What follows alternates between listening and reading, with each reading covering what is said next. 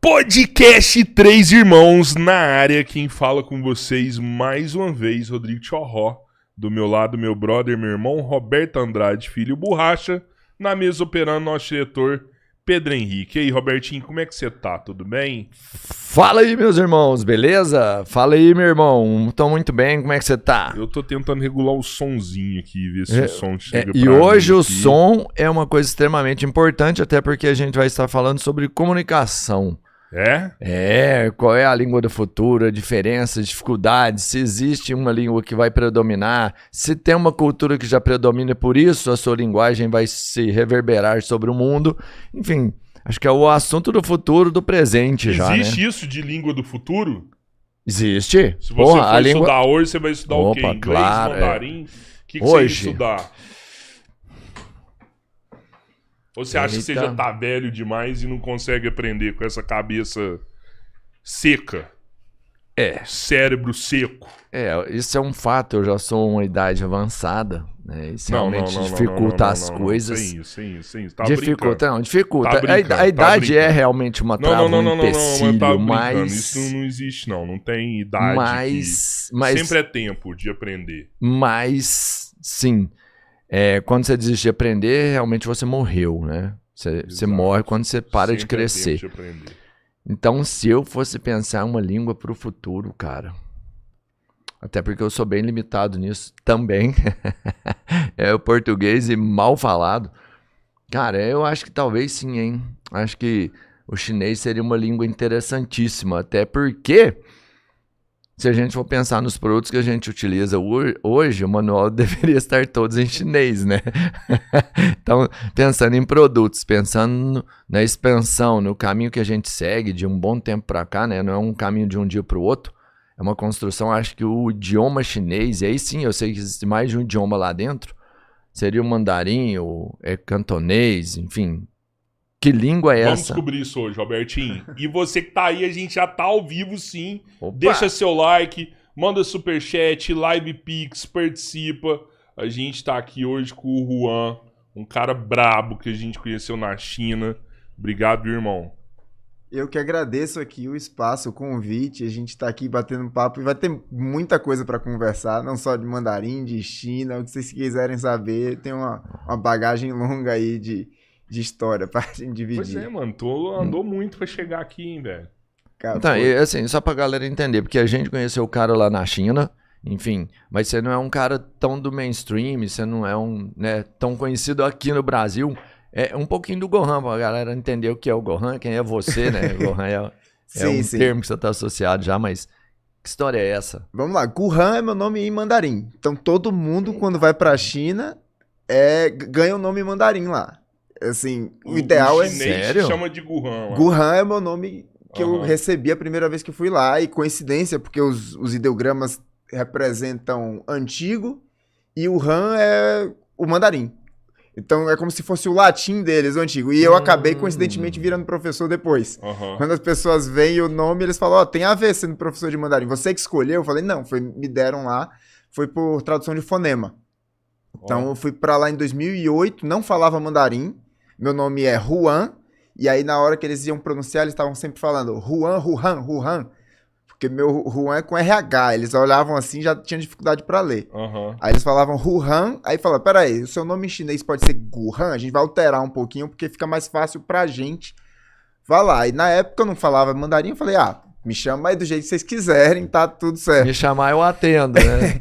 E aí a gente encontrou esse nome que eu adotei e tô 18 anos, Guhan já. Eu abri a escola com o nome Guhan e eu sou o professor Guhan, as pessoas me conhecem. Laoshi mandarim é professor. Laoshi é professor. Então eu sou o Guhan Laoshi nas redes, é o professor Como Guhan. que fala ao vivo? Estamos ao vivo aí pra galera. 我们现在直播，直播é transmissão ao vivo. 直播 isso aí. Então estamos sim ao vivo, a galera tá perguntando se a gente tá ao vivo. Já dá like, compartilha essa live. E se quiser mandar superchat, se tiver alguma dúvida, a gente vai estar falando com vocês também. Mas não arrisca não, porque é difícil, né, cara? Assim, antes de ir pra China, eu me dediquei algumas semanas, assim, ao mandarim. E Ni hao. E, cara, eu acho que a fonética é a parada mais difícil, assim, do mandarim. Até que eu não tive tanta dificuldade com verbos, porque não tem variação de verbo, né? Algumas... É óbvio que você pegar as letras chinesas ali, né? Ideograma, é isso mesmo, né? É difícil ali se aprender. Tem os radicais, né? Tem os radicais para você pegar a base e depois vai fazendo as variações desse radical. O que tá rolando aí? Tá aqui no cabo aqui? O dele é o 2? Enquanto a gente muda aqui pra melhorar o microfone do Juan, já dá o like aí, pessoal. Mas assim, os ideogramas é bem difícil de você aprender. A gramática ali, as palavras, eu acho que a forma que elas são colocadas, até que é possível, é mais fácil. Mas o problema é a fonética. Que às vezes a mesma ortografia, ela representa 5, 6 palavras diferentes, assim, ela pode ser. Sim. Né? O que a gente tem no mandarim que é difícil para a maioria dos alunos, para quem está começando. Você tem uma meia dúzia de fonemas que a gente não tem no português. Então você vai ter o ji, chi, xi, que a gente não tem, e aí vai ter que demorar um tempinho para aprender esses fonemas e os tons. A entonação que pega, porque se você fala assim... Não, só um pouquinho aqui, vou te sacrificar um pouco. Uma coisa, né? Sopa. Se você falar... Tanga, sopa. Han é outra coisa. O que é? Han é açúcar. Olha aí, velho. Olha aí. Então, assim, não dá, velho. Não dá, velho. É foda. Não, repete. Tang. Tang é sopa. Vou falar o fonema. A gente representa esse fonema T-A-N-G. T-A-N-G. Esse é o fonema. Exato. Começa a letra T, ela vai ser um pouquinho diferente do português. A gente vai falar soprada. Tag. E o G a gente não pronuncia. Então esse fonema se faz assim. Tag. Tag. É pouco nasal e mais saindo pela boca, mais oral. Tag. Tag. Aí tem a entonação. Se você falar tag é sopa, tag é açúcar. Não dá. Diz isso. Complicadíssimo. Não, isso aí é fácil de entender. Porque, tipo assim, a gente não é uma língua tonal porque a gente não tem a mudança de significado no português através dos tons. Mas a gente tem tons em português. Quando a gente usa a mesma palavra para contextos diferentes. Se eu falo assim, oi, aí você entende que eu tô te cumprimentando. Oi. Sim. Agora se eu falo, oi? Você sabe que isso não significa cumprimentando nada. Você tá bem que perguntando, né? Exato. Então, se tu tá ouvindo uma radionovela, um podcast, a pessoa falar oi, você sabe que isso não foi cumprimentar alguém, você associa um significado. E se tu falar oi, você já associa outra coisa. Sim. Só que na nossa língua, ela tem esses tons, isso é variação tonal, mas a gente não tem isso no idioma inteiro, não é estruturado, não é sistematizado. O mandarim tem essa variação tonal sistematizada. Você tem 4 tons definidos que quando você fala o primeiro tom, ele vai ter um significado, o segundo tom vai ter um significado, o terceiro tom e o quarto tom. No caso, o tang, os 4 tons têm significados diferentes. O tang, primeiro é sopa, o segundo tang, é açúcar, que esse segundo tom eu digo que é o tom de pergunta. Tang, que pra gente é como se a gente estivesse perguntando algo. O terceiro, ele desce e sobe assim, ele faz tá, ele vai pro grave. Tá. E o que é isso? Deitar. Você ficar deitado é o verbo, é tá. Esse eu vou aprender, hein? Tá. E o quarto tom, que ele é mais brusco, ele faz tá. Esse é o que seria quente, pelando. Sim. Então, se a gente fala que a sopa está pelando, a gente fala tang. Caralho, velho.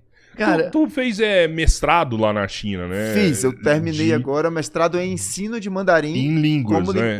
Só no mandarim.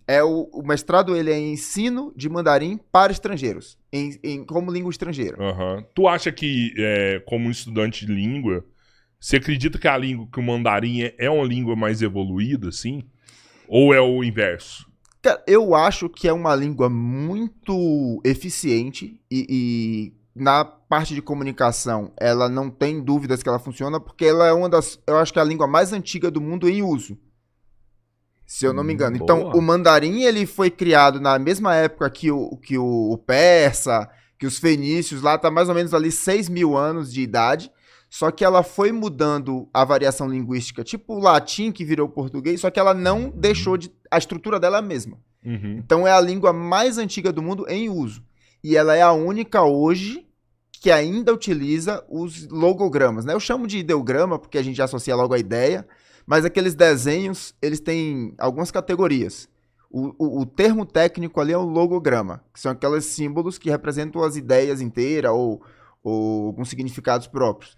Então, quando você olha um símbolo de uma logomarca, uma empresa, isso é um logograma. Uhum. Né? Tanto é que a gente chama logo ali. Uhum. Mas isso também serve... O sinal de Wi-Fi é um logograma. Sim. Você aí, ó, bate o olho, você já identifica aquilo ali, o Wi-Fi. Então, o mandarim, eles são símbolos, aqueles desenhos. É muito mais próximo do emoji do que as palavras ou letras. E engraçado que, assim, tem logogramas que a gente não se depara muito com eles aqui no Brasil. Chega lá que você acha, você nem sabia que era, sei lá, um que me impressionou bastante, o da BID.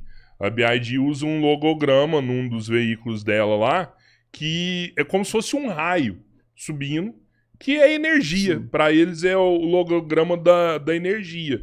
Mas é um tipo de logograma que você tá andando, você não se depara com ele o tempo todo na China. Ele não tá numa placa, ele não tá na fachada de uma loja, mas é um logograma. É isso mesmo? O da BID especificamente, eles usam mais o BYD, Sim, né? exato, Na é o que a frente gente do ficou carro. conhecendo aqui, ficou mundialmente conhecido. Mas eles têm...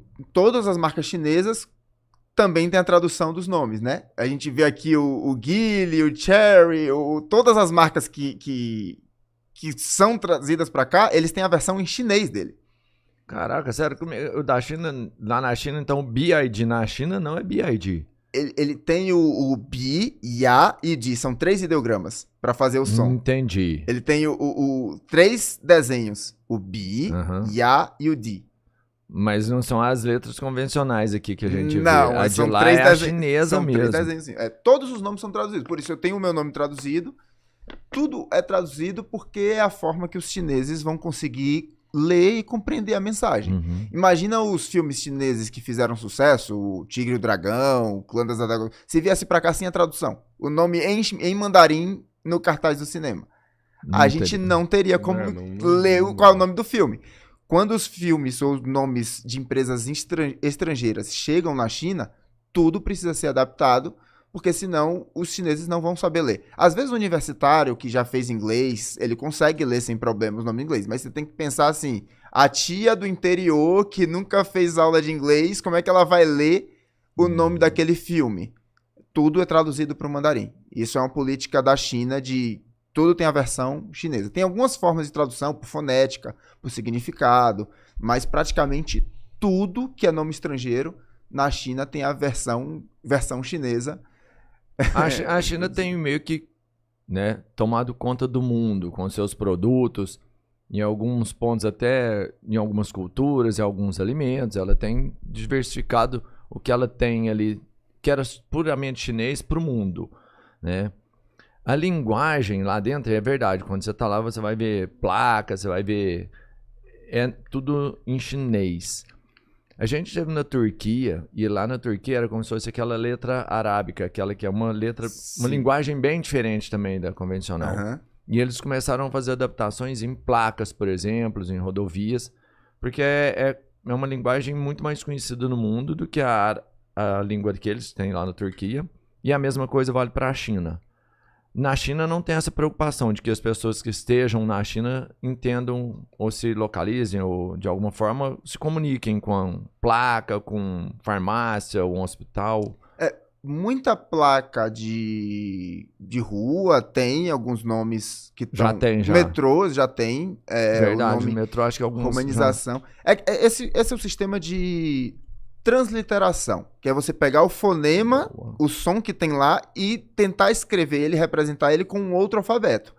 O que a gente aprende hoje em mandarim é o sistema de pinyin, que foi estabelecido na década de 50. Ele foi criado antes, mas depois da Revolução na China, os caras falaram, não, esse daqui vai ser o padrão. Por exemplo, surgiu o computador. Qual é o sistema que a gente vai usar para escrever no computador? Tô ligado. Aí, na década de 80, decidiu esse pinyin. Mas tem outros. Então, tem o Wade Giles, que os britânicos usavam para trazer os fonemas mandarim para o inglês.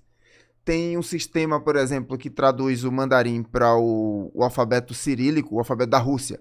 Então, você tem um sistema, em vez de ser para o nosso alfabeto, para o sistema da Rússia. É o Palladius, o nome desse sistema. E tem também pro alfabeto árabe que eu já vi. Então, você escrever, vamos dizer, o som chinês com o alfabeto árabe para converter. Porque antigamente, em Rota da Seda, cada estrangeiro que tinha contato com o chinês queria saber aquele fonema para a língua deles. Então, a transliteração é isso. Você pegar o fonema de lá e converter para uma forma que você consegue pronunciar minimamente, mesmo que você não entenda o significado. Então, hoje na China, nas ruas, como você falou, hospital, algumas lojas, eles já têm transliteração em todos os lugares. Mas ainda assim, se você não sabe a regra daquela leitura, vai olhar para aquilo ali e vai ler do seu jeito, sem saber. O pessoal falava muito Xiaomi, né? Quando chegou aqui, o Xiaomi. São 2 ideogramas. O primeiro fala Xiao e o segundo fala Mi. Essa sílaba Xiao a gente não tem aqui no português, esse tritongo, né? X, I, A, O. Mas em mandarim existe esse fonema. Então é Xiao, Mi. O nome em mandarim. Xiaomi. Mas fala numa palavra só, o certo é você ter realmente Xiaomi. São 2. É uma palavra só, a gente pode falar Xiaomi. Xiaomi. Huawei, qualquer. Huawei. Huawei, eu acho que eu falo certo. É Huawei. Sabia que o Mao Tse-tung, ele queria mudar para o alfabeto romano? Cara, eu ouvi essa Sabia história. Dessa parada? Eu ouvi essa história. Quem não deixou foi Stalin. Foi. Stalin falou, não, mantém a identidade do seu povo. Foi, porque nessa nesse processo de revolução, o que acontecia na China? Antes da revolução, era muita gente analfabeta. Assim como a maioria de todos os países. Na Idade Média, a maioria das pessoas eram analfabetas. Então, a China queria que o conhecimento fosse alcançado para a maioria das pessoas. Vamos tentar simplificar. Nesse processo, eles criaram a simplificação dos ideogramas. Mas nessa busca, foi cogitado falar, tira ideograma, vamos adotar o alfabeto ocidental, mas a língua chinesa, eu acho que não daria certo se fosse só com ocidental, porque é muita palavra homófona, muita palavra com o mesmo som, você precisa do ideograma para distinguir um do outro. Então, aquilo que a gente falou no começo do tang, cada um é um desenho diferente. Então, aí você não confunde quando está escrito. Você pode não saber como pronuncia, mas você olha os primeiras palavras que as pessoas aprendem, coisas do cotidiano, é coisa que está no cardápio, por exemplo. Tu pode aprender o desenho de carne. Se você é vegetariano, você vai no cardápio, isso tem carne, isso tem carne. Você pode não saber falar carne, mas você reconhecendo... Você conhece o ideograma, o né? desenhozinho ali, isso aqui não posso comer porque tem carne. Então, você começa a ver esses ideogramas com mais frequência. Sopa, arroz, macarrão. E a gente é diferente o ritmo que a gente aprende a falar e ler na China. Porque você vai vendo alguns ideogramas com mais frequência e vai falando outros com mais frequência. Você pode saber falar sem saber escrever e saber ler sem saber falar o que é que está escrito. E é mais fácil ler, então? Ler do que escrever é infinitamente mais fácil. Porque você tem é mais distinto, você consegue perceber com mais facilidade a diferença de uma coisa para outra. Sim, você olha Os símbolos, eles têm alguma analogia com a realidade? Sei lá, se for uma bola, seria um círculo? Eles têm, assim, os primeiros que surgiram, cada palavra nova que eles iam criando era um desenho novo. São os radicais, esse aí, no caso. Qual? Por exemplo, eu já ouvi falar que é o desenho da árvore. É um radical. E aí depois tudo varia da árvore. Aí você vai pra floresta, você vai pra 2 árvores. Mulher também também. Quando ele junta com outros, aí ele vira o radical, normalmente. E ele vira o radical se ele é a base daquela palavra nova. Então, as primeiras palavras que os chineses começaram a criar eram com coisas que encontravam na natureza. Então, tem pessoa, água, montanha, sol, ele vai pegando o desenho e vai fazendo aquilo ali. Então, assim foi criando muito e chegou no nível que o pessoal fala assim, não, vamos juntar mais de um ideograma em um só, em uma ideia, porque senão a gente vai ficar criando infinitos aqui. Aí começa a juntar a ideia de pedra, ideia de madeira, ideia de coração, para representar coisas que envolvem o sentimento. Aí você vai fazendo logogramas, ideogramas mais complexos, e depois teve um processo de juntar mais de um para fazer uma palavra. Então, antigamente, cada ideograma era uma palavra só. Aí depois foram surgindo, vamos dizer assim, as palavras compostas. Então, Xiaomi é uma palavra de 2 ideogramas. Hoje tem palavras de 2, de 3, até 4 ideogramas. Mas são conceitos mais complexos, mais recentes. Você não vai... é o significado de Xiaomi? Xiaomi é pequeno grão. Na China tem alguns grãos de arroz, e aí um dos tipos dele é o pequeno arroz.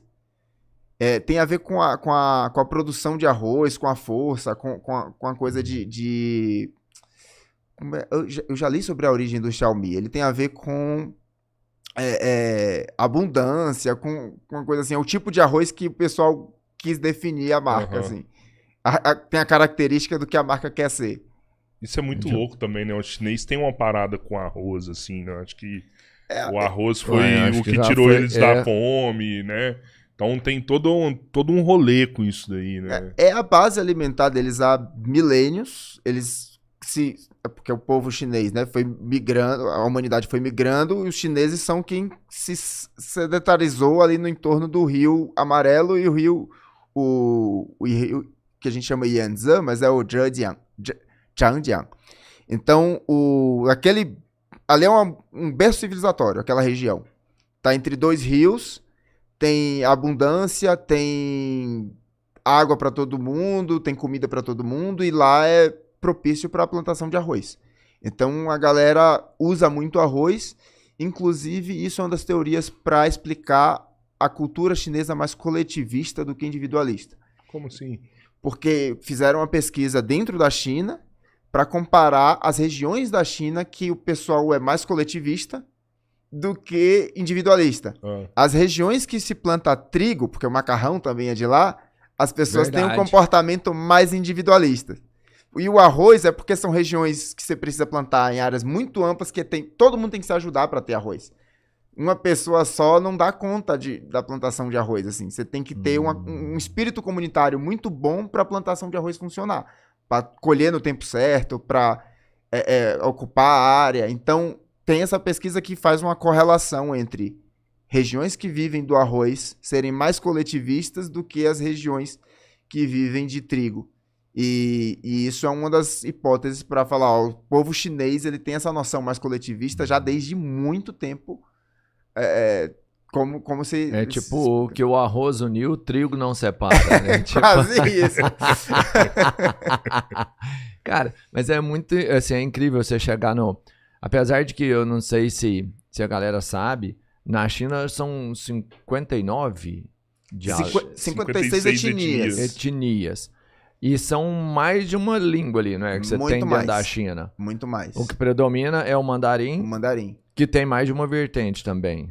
Não, não, só mandarim tem é só tem aí não tem tem um um cantão. clássico, o clássico e um outro não. O que tem é o formato da escrita. Aquele processo de simplificação, Aham. o Mao ali, o Partido Comunista definiu que agora vamos simplificar alguns ideogramas porque tá muito difícil todo mundo escrever. Era trem demais. Aí tinha as regiões que não estavam no domínio deles, Macau, Hong Kong e Taiwan, Sim. que falaram, a gente não vai simplificar os nossos ideogramas. Então, em Macau, Hong Kong e Taiwan, a escrita é tradicional. E na China continental, né, no caso excluindo Macau e Hong Kong, é o chinês simplificado. O que vai mudar ali é cerca de uns 30% a 40% dos ideogramas do cotidiano. Então, o restante é a mesma coisa. A palavra eu, no simplificado e no tradicional, não muda. Entendi. O meu nome, por exemplo, Guhan, em mandarim, o primeiro ideograma Gu, ele é igual nos dois, mas o Han, ele é muito diferente do tradicional para simplificado. Tem chineses do continente, como eu aprendi em Taiwan, eu coloco o meu nome lá nas redes sociais com o tradicional. Eu encontro direto chineses da China continental que não sabem ler o ideograma do meu nome.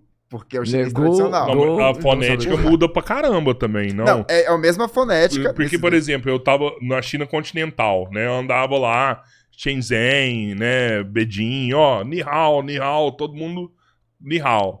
Lá em Hong Kong, já falava ni hao, o povo tava nem...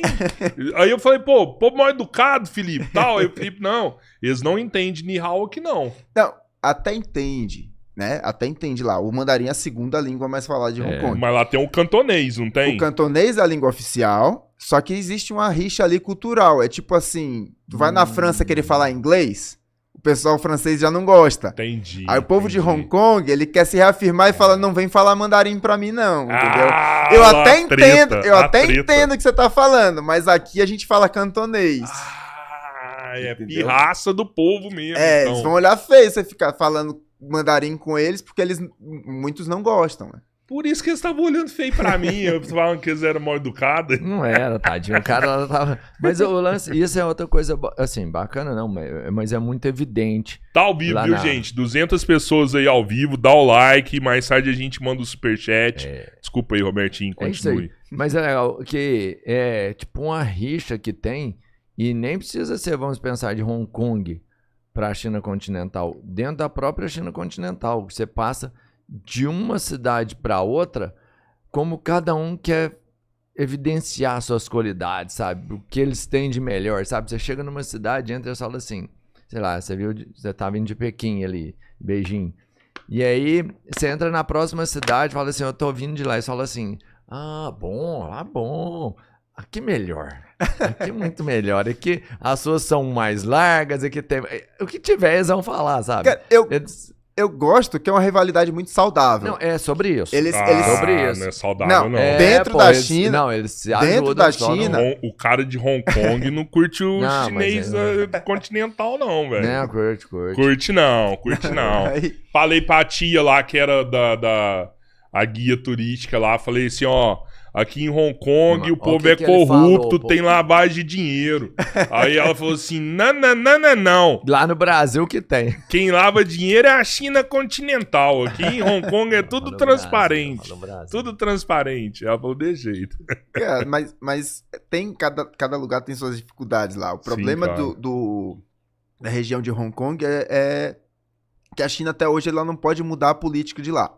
É. Ela pode participar democraticamente. Então tem um partido que apoia a China, eles concorrem às eleições de Hong Kong, mas eles não podem fazer alterações na legislação. Isso dá muito problema. Porque Hong Kong até hoje não tem, por exemplo, política de extradição de criminoso. Então o cara pode fazer um crime na China continental, pula para Hong Kong E não pode ser e extraditado. tá livre ali, porque eles não se conversam. E aí a China tem interesse em que Hong Kong não seja um local para as pessoas fugirem. Teve até alguns casos concretos que isso aconteceram. Você lembra de algum, sim? O último protesto de Hong Kong, um pouco antes da pandemia, mais ou menos em 2019, teve um grande protesto do pessoal de Hong Kong lá. Porque a China queria forçar uma mudança da legislação devido a um caso que aconteceu. Era um casal que morava em Hong Kong, eu acho. Em Taiwan, o namorado matou a namorada, esquartejou, colocou numa mala e fugiu pra Hong Kong. E aí, Taiwan não tinha como punir o cara porque estava em Hong Kong. A China entende que tudo é território dela e ela é responsável pela segurança Uma das China pessoas. só, né? E a China fala, ó, tudo isso daqui eu não posso deixar acontecer no meu território. Então eu tenho que punir de alguma forma. E aí ela foi tentar forçar uma mudança na legislação, mas aí vem mídia ocidental, vem o pessoal de Hong Kong que é contra e fala, não, estão querendo controlar a gente, perseguir aqui, controlar. Sim. E aí a galera vai pras ruas em protestos, e os protestos estavam bem, bem violentos, na verdade, mas era mais violência da parte dos protestantes do que da polícia. Só que aquela coisa, tem as imagens da polícia batendo em protestante, aí o pessoal diz que a China é opressora, mas era a polícia de Hong Kong. Pois é, a polícia chinesa não pode. Não vai a lá. polícia da China continental, ela não pode atuar em Hong Kong. Não pode. Né? Tanto que tem um alfândega ali, você tem que passar pela imigração, tudo. A hora que você passa pra Hong Kong já é outro sistema, né? E é por isso que a China tem interesse em unificar as coisas, pra não ficar essa coisa de, você faz um crime aqui, aí pula pra lá, faz um crime aqui. Teve um rolê do Jack Ma também, né? Que tava mandando grana pra lá. O Jack Ma, ele...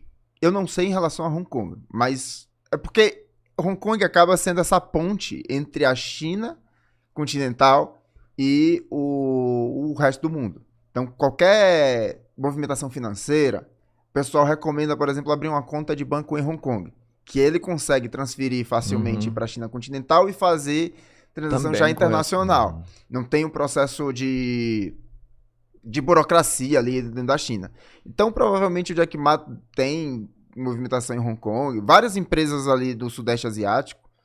Você vai ver que em Hong Kong tem um prédio que é patrocinado da Samsung, a Toshiba, tem um monte de empresa internacional que coloca o escritório ali porque Hong Kong é isento de imposto de renda. Exato. O que teve do Jack Ma não é a proibição de negociação. Com certeza ele negocia ali. O tamanho dele é para negociar com o mundo inteiro. O que parece que teve foi uma indigestão tipo com o Alipay ali. A forma de pagamento, que ele também era, né, um dos líderes ali, né, um dos comandantes, ele negociava dinheiro em tese em 2 continentes e com isso ele tinha benefício, por exemplo, de isenção de imposto. E aí o Alipay, por exemplo, não pode mais ter em Hong Kong. É outra plataforma. Eu não sei como é que tá. Alipay funciona. É outro Alipay. É outro Alipay. Já é a versão internacional? É outro Alipay. Você tem o Alipay China, Alipay Hong Kong. Sabe? Não é o mesmo. Faz tempo que eu não vou em Hong Kong. Tem uns 10 anos que eu não vou em Hong Kong. Não, mas é isso, entendeu? Não é que. Você abre ali os. Tá, entendi. Entendeu? É tipo assim. E não é sobre negociação. Realmente, negociação ele pode. Tem quanto tempo que você foi pra China, mano? A primeira vez foi em 2008. O que te levou pra lá? Cara, eu queria sair do país pra experimentar alguma coisa nova, mas eu não tinha condição econômica. Não tinha verba pra assim, eu estudar fora, por exemplo, com meus pais pagando. Eu tinha 17 anos na época. Então eu tava inclinado assim já a terminar o ensino médio, não fazer vestibular e tentar emigrar para outro país. Arriscar. Só que eu tava muito tentado ir para Nova Zelândia ou Austrália. 2 países que até hoje eu não conheço. Era a primeira opção. Era. Tava doido querendo ir morar lá, e aí meus pais ficaram meio com medo, assim, acharam um programa de intercâmbio que era tipo uma roleta russa, assim. Você não escolhe o país e nem o destino exato do país, mas ele é muito mais barato, você pagava uma taxa ali. Inclusive, eu achei uns documentos recentemente, a gente pagou acho que R$1.200. Na época era muita coisa, mas era só isso de taxa, passagem, em contrapartida você tem que receber um estudante na sua casa. E aí é um programa do ensino médio, você recebe mesada lá e tudo mais. E aí nessa época eu fiquei meio com o pé atrás dessa experiência. É programa do governo, isso aí, do governo brasileiro. Não, é o... A instituição é o Rotary Club que faz isso. Tipo o Rotary. O Rotary Club. Aí encontraram esse programa, eu fui pra lá, e é isso, você sugere os países que você quer, mas você, mesmo depois que ele escolhe um país, você não escolhe nem a cidade que você vai. E aí eu tava, a maioria dos estudantes que vão para esse programa, eles vão tirar férias, 1 ano curtição, e não era o que eu queria. Eu não tava afim de... Eu quero sair para não voltar mais e já começar a minha vida lá, era meu plano.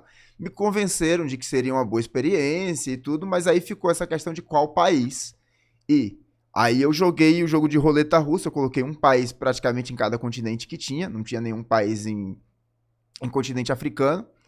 E na Ásia tinha a opção de Índia ou Taiwan lá, que tem um Rotary muito forte lá em Taiwan. Aí, como você não escolhe a cidade, eu até hoje tenho muita vontade de ir para a Índia.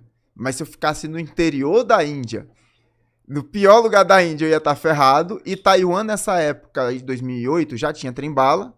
É uma ilha de 700 quilômetros de distância, assim, de uma ponta a outra. Grande pra caramba. Então, se eu tivesse no meio da ilha do interior, uma vez por mês eu conseguiria ir para a capital. É 1h30 de trem-bala e tudo. Então, eu coloquei a Taiwan como opção. E aí, nessa época, 2008, intercambista com um monte de adolescente entre 15 e 18 anos. O cara viu que alguém queria ir para Taiwan por livre e espontânea vontade. E tinha vaga, ele falou, é teu, vai para lá. E foi assim que eu caí lá, e aí mudou a minha perspectiva, a minha experiência completamente, assim. Eu falei, não, agora é uma possibilidade. E eu lembro que o que já tinha atraído a minha atenção da China foi 4 anos antes do final das Olimpíadas de Atenas, eu olhando para as Olimpíadas de Pequim, que seria em 2008. Então eu já estava ali com meus pais aquela promessa assim, ó, será que a gente consegue ir? Não tinha condição nenhuma econômica de ir para as Olimpíadas. Mas acabou que eu assisti o encerramento das Olimpíadas de Pequim de Taiwan. Eu acabei, 4 anos depois dessa promessa que nunca ia se realizar, pra mim, eu assisti da China. E como que é ter essa experiência que você chega primeiro em Taiwan, você convive com as pessoas de Taiwan e depois você vai pra China? Então, assim, você viveu o lado de Taiwan primeiro, pra depois ver o lado da China continental. Como é que é esse rolê, velho? Foi um processo longo de transformação e entender essas diferenças, porque... Quando eu chego... O povo taiwanês tem uma resistência muito forte para tudo que é da China continental. Até hoje. Tanto porque o sistema educacional deles não conta as duas versões da história. Então, eles têm um apoio americano forte de armamento até hoje. E os Estados Unidos têm essa posição de que reconhece que só tem uma China na ONU. Então, eles mudaram a cadeira da República da China para a República Popular da China, que é a China continental. Mas até hoje, eles... apoiam Taiwan vendendo armas para se defender contra a China. Mas não tem base norte-americana em Taiwan, né? Acho que a China não permite, eu acho que né? não tem. Não tem. Mas isso. Eles fornecem armas para Taiwan. Fornecem arma para Taiwan. Para lutar contra a China. Que eles reconhecem que só pode ter uma China. Então, mas não tem... Falando para brigar contra a China, mas não tem uma briga direta armada ali. Até a década de 70 rolou uns trocas de mísseis ali. Mas depois foi só, tipo, crise de ameaça de explosão, mas a China desistiu de tomar Taiwan. Porque China não vê Taiwan como inimigo, é como irmãos que desertaram e não aceitaram o regime. Então, eles preferem ter resolver isso a longo prazo, porque a China tem 6.000 anos de história, então já teve diversos momentos onde eles tiveram perdas e ganhos territoriais. Então, para a história da China, hoje está completando aí 73 anos que Taiwan está fora da China, mas em talvez 100 eles voltem. Sacou? Pra China eles têm paciência. Eles olham muito pra história, né? Não é de 4 em 4 anos olhando alguma coisa, né? Não, tipo assim... 100 anos pra eles é como se fosse um mês, né? Ó, mês que vem... rola. Pra história do país deles é tipo isso. A gente tem uma história registrada no nosso país, né? Que a gente documentou e conta de 500 anos. Isso. A China tem 6.000. Né, de história. Então, como consolidação de uma nação, 2.000. Então, a 2.000 a China está unificada. Nesses 2.000, eles tiveram períodos que teve território que foi dominado pelos mongóis, e a gente recuperou. E aí a gente teve território que a gente dominou e depois perdeu. Então, Taiwan, nessa história, é só um pedacinho desse capítulo. Então, eles não têm pressa de falar, vamos invadir e tomar tudo. Eles falam, deixa esse cara teimoso lá, depois a gente faz as pazes com ele, não tem pressa de resolver. E lá em Taiwan, o Chiang Kai-shek é forte lá ainda. Não, porque a história dele... Ele tem uma presença forte, mas ele também era um ditador que os taiwaneses hoje já reconhecem eles como não era uma pessoa legal. Sério? Os caras sofreram na mão de Chiang Kai-shek lá? Ele era um ditador e, tipo assim, tem um memorial que quando eu morei lá em 2008 se chamava Chiang Kai-shek Memorial Hall. Em 2010, a segunda vez que eu fui morar lá, mudaram o nome do memorial para Memorial da Liberdade. Porque não querem mais homenagear tanto o Chiang Kai-shek assim.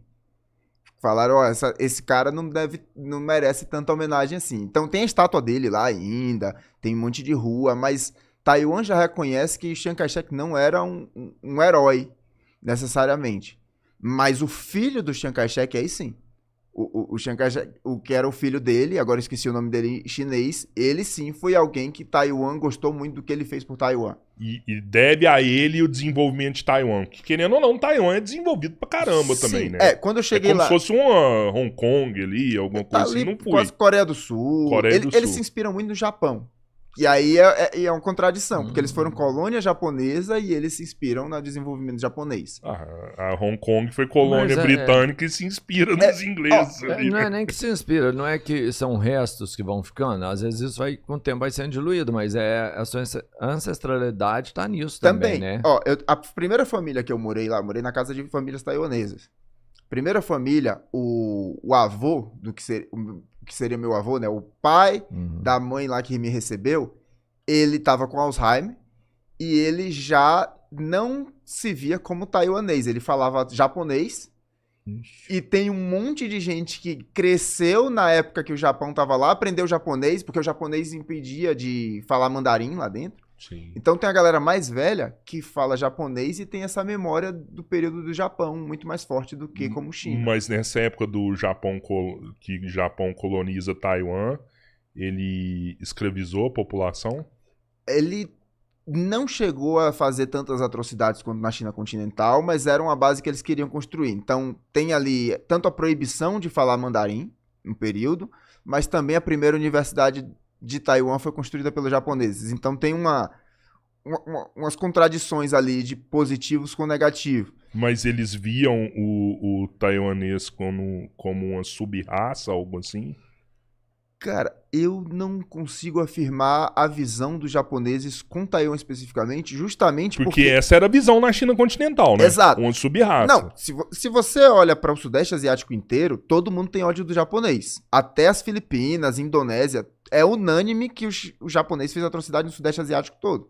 Só que como eu morei 2 anos em Taiwan, Taiwan não tem essa percepção do japonês. Então, não foi contado para mim essa versão da história pelo lado taiwanês. Os taiwaneses, eles gostam do Japão. Não sei que fenômeno, se é tipo um Estocolmo da vida. Mas é mais parecido, vamos pensar pra galera entender que é mais parecido com o que o Brasil tem com Portugal do que, sei lá, uma relação do argentino com o inglês ali. É mais parecido com, dizer assim, o que o Brasil tem com os Estados Unidos até. Porque o Japão virou uma potência na Ásia, antes da China. Então, até a China passar o Japão, sendo o Japão era o objetivo, a meta de vida para a Ásia inteira ali. E os taiwaneses tinham essa inspiração. Então, o momento de férias, aqui o brasileiro que gosta de viajar para Disney, em Taiwan ele vai viajar pro Japão. Os Lá animes chegaram lá muito forte. Lá era o desenvolvido, lá era a qualidade de vida, tecnologia, era o Japão. O Japão, até a década de 90 era essa referência. Aí 2000, Taiwan já estava se igualando mais ou menos com... Você acha que já passou já? Taiwan tá parado no tempo. Eu visitei, assim, em perspectiva de desenvolvimento. No tempo porque eu fui pra lá em 2008. Aí, a última vez que eu visitei Taiwan tinha sido 2015, e agora que eu terminei o mestrado, eu fui pra lá 10 anos depois, 2025. Eu tenho a experiência de ver lá 2008, 2010, 2015 e 2025. Intervalo de 7 anos e 10 anos seguinte. Cara, tudo parece igual. Assim, telefone público com ficha funcionando lá, ainda tem nas ruas. Taiwan tá parado, assim... Hoje já tem uns delivery, chegou o aplicativo de carro por aplicativo, entrega, mas não se aproxima em quase nada da praticidade hoje que tem na China continental. Então, Taiwan, eu senti assim que tá meio parado no tempo. E será que o taiwanês não cobra do governo esse desenvolvimento? Porque é muito próximo, né? Acho que 100 quilômetros, né? Eles cobram, mas ainda tá por muita influência política do Ocidente. Então, Taiwan, o que aconteceu? Nesse período que não estava sob domínio da China, o programa de educação de Taiwan não conta ao outro lado da história, aquilo que eu falei. Então, hoje, o jovem taiwanês, o millennial taiwanês, que nasceu da década de 80 até hoje, ele tem uma identidade nacional taiwanesa. Ele não se vê como chinês. Os mais antigos... tem uma relação de tipo, a gente é chinês que discorda deles. Os mais novos já entendem que não são chineses, são outro país. Eles fazem questão da bandeira ser mostrado lá, é um outro país. Eles não gostam de ser confundido com China. E a língua lá, o que que... É o mandarim com sotaque muito forte na região. Então, mas é o mandarim mesmo. Eles se entendem, Só que lá também tem o dialeto taiwanês, né? Então, na capital, por exemplo, Taipei, se fala muito mandarim, mas no interior as pessoas falam muito taiwanês, que é uma variação das línguas chinesas ali. Que a China vai construir uma ponte ligando agora. Você viu essa construção? Eu acho que é o sonho da China, ligar o trem-bala até lá. Mas os taiwaneses são resistentes a essa aproximação chinesa. Desde 2018, a presidente de lá, a Tsai Ing-wen, ela proibiu as visitas de turismo em grupo da China. 80% do turismo de Taiwan quebrou porque não tá podendo mais, desde 2018, receber chinês da China continental. E a maioria era o chinês que fazia o turismo. A maioria que fazia o turismo era o chinês. Ela proibiu os turismos em grupo. E assim, hoje, quando eu fui ano passado pra lá, eu fui pra Taiwan. Todos os meus amigos da China falam assim, que inveja, boa vontade de conhecer. E desde 2018 a gente não pode ir, porque decidiram lá que não querem mais os chineses indo. E muita gente do turismo odiou essa medida, mas isso, se a gente for falar da política taiwanesa, está focada na capital, porque o interior de Taiwan, as cidades menores, apoiam essa separação de resistência contra a China. E deve ser uma ilha maravilhosa ali, né? Cara, é incrível. É paradisíaco o negócio. Paraíso de paisagens naturais, montanha. Taiwan tem um monte de... É uma ilha que... O surgimento geológico dele é de montanha surgindo do mar, assim. Então lá tem uma cadeia, eu acho que a maior cadeia de montanhas do mundo acima de 4.000 metros de altura. Então a galera que gosta de fazer trilha, tem muita opção, tem paisagens naturais, tem águas termais, tem muita coisa para fazer em Taiwan. Pô, e uma decisão dessa não impacta diretamente na economia? Impacta tudo certo principalmente no turismo, né? O turismo pegou, mas o restante não tanto, porque o forte de Taiwan não é o turismo, já é a tecnologia de chips. Não, mas eu ia te falar isso. Taiwan, na verdade, ela é independente por causa não é de turismo, é pela produção de tecnologia mesmo, né? Ela é a maior fornecedora, talvez, do mundo. De chips, microchips, Taiwan tem a planta da CMC. Agora eu esqueci o nome dele. NCMC. É a empresa holandesa que colocou uma planta lá. E elas fabricam praticamente 80% dos microchips do mundo. E é por isso, talvez, vamos pensar. Eu tô pensando agora só na forma econômica mesmo. Se você tem talvez aí a maior riqueza do mundo na sua mão hoje, você não quer ficar muito colado com ninguém, não quer? A China hoje corre atrás dessa tecnologia. Que eu acho que já deve estar... Tá se aproximando, mas é isso. Taiwan não só chip. Tem uma curiosidade que pouca gente sabe. Então a China tá na moda aí desde 2018, o pessoal tá vindo novela chinesa, dorama, música. Mas até a década passada, Taiwan era a potência chinesa, vamos dizer, em língua chinesa disso. Então, dos anos 90 até os anos 2015... 80% dos cantores famosos eram de Taiwan. Tô ligado. Que espalhavam pela China inteira. Porque lançava a moda. As produtoras de Taiwan estavam na frente. Lembra uma época que os músicos faziam CD aqui no Brasil, iam gravar o disco em Miami? Por causa da tecnologia era de ponta, falando na qualidade do disco e tal. Taiwan era esse polo pra chinesa. Então, até um cantor chinês que fazia sucesso, as produtoras pegavam pra gravar CD em Taiwan. Então, a década de 90 e 2000 em Taiwan, que eu cheguei no final da década de 2000 lá, eu conheço várias músicas antigas que a galera não conhece, que são os clássicos deles, assim, o evidências dele no karaokê é tudo taiwanês. Quando os chineses gostam de karaokê, quando eles vão cantar, as principais músicas são de Taiwan, os cantores taiwaneses. Até hoje. Então, Taiwan sempre teve esse desenvolvimento antecipado em relação à China, por investimento estrangeiro, se destacou na indústria de entretenimento, música, cinema. O cinema, Hong Kong é um destaque maior, a gente conhece muito o cinema de Hong Kong, né? O Bruce Lee e tal. Taiwan era música. Taiwan, música, algumas novelas, e o chip foi o que pegou. Tanto é que antigamente tudo que a gente via made in Taiwan era coisa de qualidade. Eu tava pensando nisso, cara. A gente consumiu muita coisa made in Taiwan, né? É verdade. Então lá deve ter uma indústria desenvolvida, né? Perdeu espaço pra China quando a China começou a igualar a tecnologia nessas outras áreas. O chip ainda não igualou, mas só falta isso praticamente. Caralho, velho. E o que você viu, tipo assim, de 10 anos...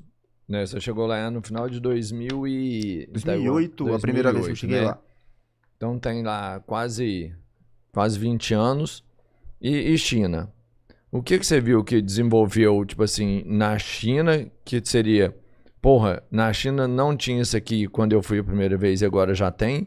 E lá em Taiwan já tinha e agora, por exemplo, não tá tendo mais porque, sabe, tá deteriorando o que tinha. Que você falou que parou, mas quando você para, o que acontece quando você para, não é estagnação. É uma deterioração do que existia. Normalmente, né? No caso de Taiwan, eles mantiveram um desenvolvimento, mas muito lento. Ah, tá. Né? Entendi. Então, assim, metrô, aumentou algumas linhas e lá pra cá. Trem-bala, não tem muita necessidade de É pequena. fazer ali. uma segunda... eu acho que poderia fazer uma segunda linha ali em Taiwan, porque ela só tem um... Taiwan é uma ilha assim... e aí tem a linha de trem passa por um lado, poderia dar o contorno na ilha. Não tem até hoje. Entendi. Né? Poderia fazer uma volta na ilha, só tem uma linha assim, de um lado, porque é onde a população tá concentrada. Quando eu fui... Que é pro lado da China? Que é Ninguém quer, mas tá todo mundo beirando. É o lado que o pessoal tá mais ocupando lá. E já na China, por exemplo, a malha de trem-bala que cresceu, eu lembro a primeira vez que eu fui pra China continental foi em 2010. Eu cruzei a China num trem normal. No trecho de Pequim para Hong Kong não tinha trem-bala ainda. Você fez de Maria Fumaça ali. Foi o trem... toque. Não tinha parada, foi 24 horas dentro de um trem. Foi um negócio louco, assim, que eu conto... Não acredito que eu fiz isso em 2010, Mas sabe? isso é muito louco, né? Eu tava conversando com o Juan na hora do almoço. Eu não sabia. Tem trem-bala de Pequim até Hong Kong, velho. Tá. Vai até Shenzhen Porra, e você passa... que loucura, né? E tipo assim, não, tô sem ligado. precisar parar. Tem linha direto de Pequim até Hong Kong. Ou seja, de uma ponta na outra ponta, velho. Isso. Pra galera que não entende, Pequim tá lá na tampa, lá em cima, no comecinho do mapa lá em cima. E Hong Kong tá lá embaixo, saindo já do mapa. Sabe, você atravessou o país que é... Tem uma gigante, linha, tem mano. uma Mas a linha China que é faz gigante, direto. entendeu? Exato, não é que você atravessou a França. É como se tivesse não é que você atravessou a Itália. É como se tivesse trem-bala do Oiapoque ao Chuí. Era isso. Ó, é isso. Vou pegar isso aqui. aí. Tô lá. É isso aí. Mano, que loucura, velho. Vamos. Eles fazem paradas porque é economicamente viável, mas as coisas de 2 minutos pro pessoal descer do trem, sair e segue, entendeu? Tem algumas paradas. Tem algumas linhas que são mais direto, tem algumas linhas que vão com mais paradas. Ou seja, a China hoje tá toda ligada. Toda ligada. Toda ligada, né? Toda. A gente tava conversando na hora do almoço também. Você vai na China, o que a gente pegou é um trem-bala que atingiu 350 km por hora, né? A gente percorreu aí 1.400 km em 4 horas. Era como se saísse de São Paulo a Natal em 4 horas de trem. E o tempo todo tem um trem-bala passando e pegando população para levar. Só que agora eles estão testando um trem novo, né? Que você falou. Que em breve aí deve sair. Eu acho que até o ano que vem deve sair a primeira linha. Eu faria essa aposta aí. Até 2027, final de 2027, sairia o primeiro trecho, talvez, de um trem que anda a 700, 800 km por hora. Caralho, velho. É muito louco, né, mano? E aí, tu chega no Brasil e vê o seu país assim, te dá alguma coisa assim, você pensa algo sobre isso? Tristeza, né? Tristeza. Sério? Assim, o que é que eu vejo? A gente tem muito que aprender com a China. Eu acho que a gente poderia seguir o caminho dele. Eu gosto da China, que é um país que a gente pode se inspirar em pegar coisa pra gente. Eu acho que muita coisa que a China faz funciona. E também tem o contraste contrário, né? Tem muita coisa aqui que a gente poderia ensinar para os chineses, um modo de vida. Sério? Eu acho que sim. Você já ensinou alguma coisa lá pros chineses lá que eles gostaram? Os chineses que vêm pra Além cá... da capoeira? Eu ensinei português. Eu comecei ensinando português para os chineses, depois que eu comecei a ensinar mandarim para os brasileiros. E hoje estamos lá, eu tô fazendo capoeira com o pessoal, mas assim, os chineses que têm contato com a cultura brasileira, eles adoram. É assim, eles gostam do jeito que o brasileiro leva a vida, a festa da gente. É um povo que a gente sabe se divertir e tem uma convivência social muito legal. Cumprimentar as pessoas na rua, você chega nos lugares, você cumprimenta. Os chineses no início estranham, mas quem vive aqui um tempo, fala, pô, o pessoal brasileiro é gente boa demais, você fala... com o pessoal vai te ajudar, te abraça. Mas o chinês, de forma geral, ele ajuda também, não? Assim, eu preciso... É que a nossa comunicação com eles é difícil. Sim. Mas sempre que eles percebiam que a gente tinha uma dificuldade, É interessante isso. A perca de tempo que eles têm pra ajudar. Ele parava, mesmo não entender nada, ele se preocupava em, tipo assim... E a gente fala em português, ele em chinês, a comunicação é zero. Mas ele via que você tinha uma dificuldade, ele tentava, de alguma forma, entender o que você precisava. Sabe, a disponibilidade de tempo. Isso eles têm. Gente, o pessoal aqui tem uma impressão que os chineses são um povo muito fechado. É porque eles esbarram na agenda e não pedem desculpa. Isso aí tem, isso aí tem. Lá o que é que eu tenho pra dizer assim, o chinês não é um povo fechado. Eles são muito parecidos com os brasileiros. Só que tem a barreira do idioma e a maioria dos brasileiros conhece chinês aqui do Brasil. E a situação deles é, muitas vezes, imigrante, ilegal, não conhece ninguém. Então, ele não vai ficar, assim, vai ser simpático com um estranho que ele não conhece num lugar que ele tá vulnerável.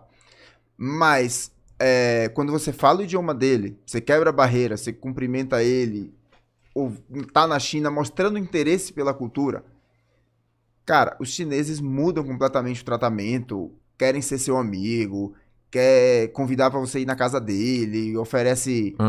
Eu tinha vizinhos lá na China, no primeiro ano que eu morei, o apartamento, assim, o cara me viu, vem cá, senta aqui, cerveja, toma, come aí alguma coisa. Na China, não Na é China. em Taiwan, na China Não, continental. na China continental. Esse ano que eu tava agora em Hangzhou, primeiro ano que eu tava em Hangzhou, a gente morava, o pessoal começava a fazer amizade, tava sempre chamando pra ir na casa de alguém fazer churrasco. Aí um dia eu cheguei meia-noite, assim, da festa, o pessoal tava sentado na rua, muito esquema Brasil. Tem um carrinho de espetinho na esquina, que fica a madrugada vendendo espetinho pra todo mundo.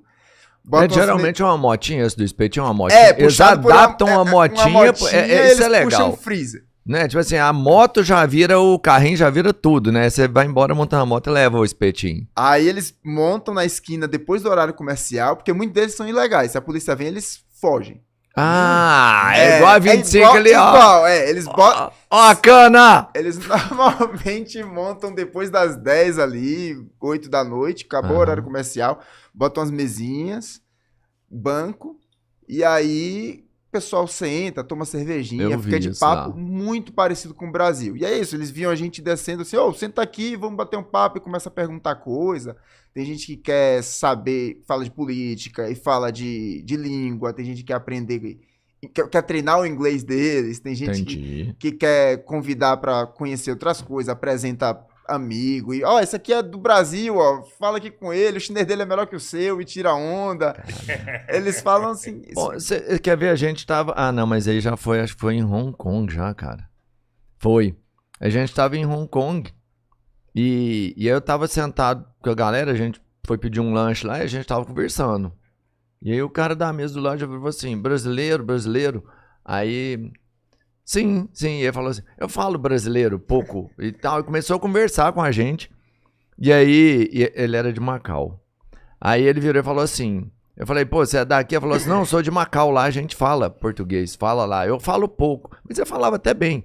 Ele falou assim, meu amigo chegando aqui, ele fala português, bom, ele vai chegar, conversa vocês, espera pra você ver.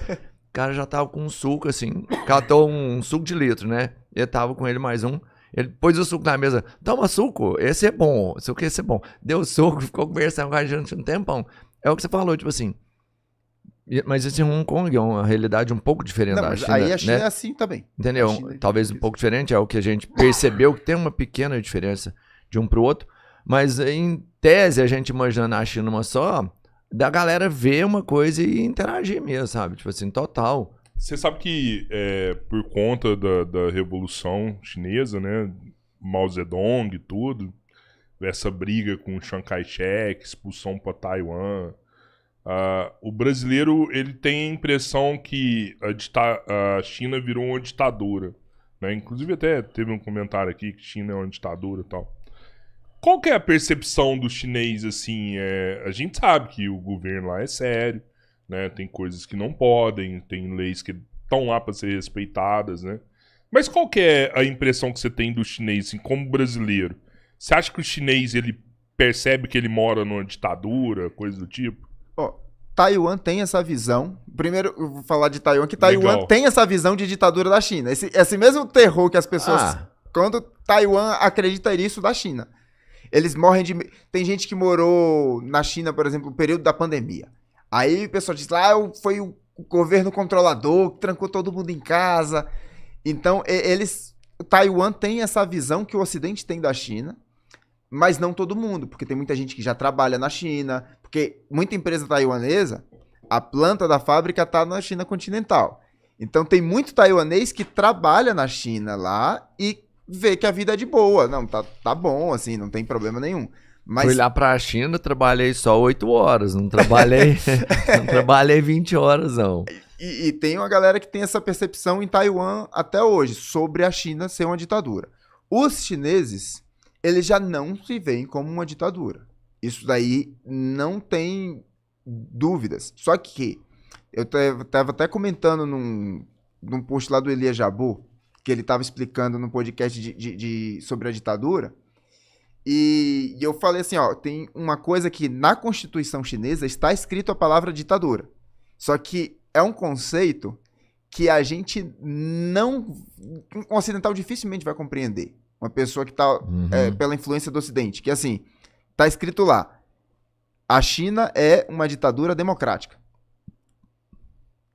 Pro que a gente entende... É complexo isso mesmo, olha assim. Pra mim foi complexo.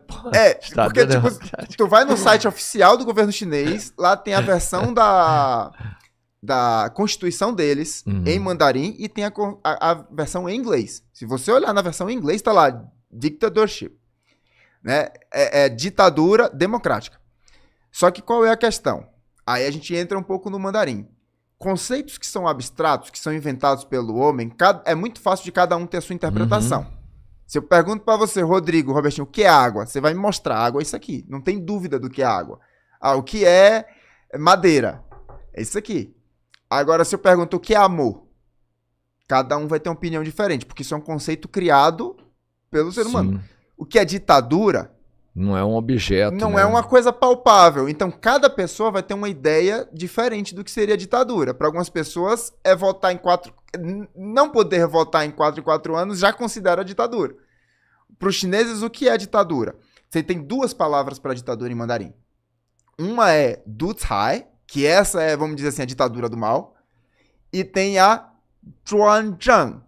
Zhuang é de especializado, de algo que ele é específico para aquela coisa, e Zhang é política. Então, Zhuangzhang é uma política especializada, a ditadura no sentido de que só aquela pessoa tem autorização para tomar decisão. É uma política especializada. Tipo assim, só o político pode fazer as leis, pode julgar, pode fazer aquilo. Por isso que é uma ditadura. Ele não vai... Não vai ter participação indireta de outras entidades. Pessoas, de outras entidades. E por que é democrática? Porque eles escutam o povo e tem a participação popular. Entendi. Então, essa é a ditadura democrática. Nesse contexto, até a medicina é uma ditadura, porque só médico pode fazer cirurgia. Por que advogado não pode fazer cirurgia? Porque não é especializado. Porque não é especializado. A gente tem um monopólio de quem pode trabalhar com cirurgia. Então, na China, você tem um conceito de que é uma ditadura porque só o Partido Comunista dá a voz final. Tem 9 partidos na China, e eles representam as vontades, mas assim, só uma instituição especializada e autorizada pela Constituição dá. E ela é democrática porque o povo participa. Então, toda vez que eles vão ter um congresso para debater legislação, eles abrem para o povo votar das opiniões dele, e eles levam isso para conversa, às vezes demora anos discutindo, para entender o que é melhor para o povo ali. É que essa é uma grande diferença da China. O termo, quando você usa e explica pra galera, tipo assim, por que só um médico pode operar? Porque só ele tem uma formação específica que capacita para que ele faça esse tipo de ação. Porque só o advogado pode defender, porque ele teve um estudo específico, só ele tem capacidade de entendimento para...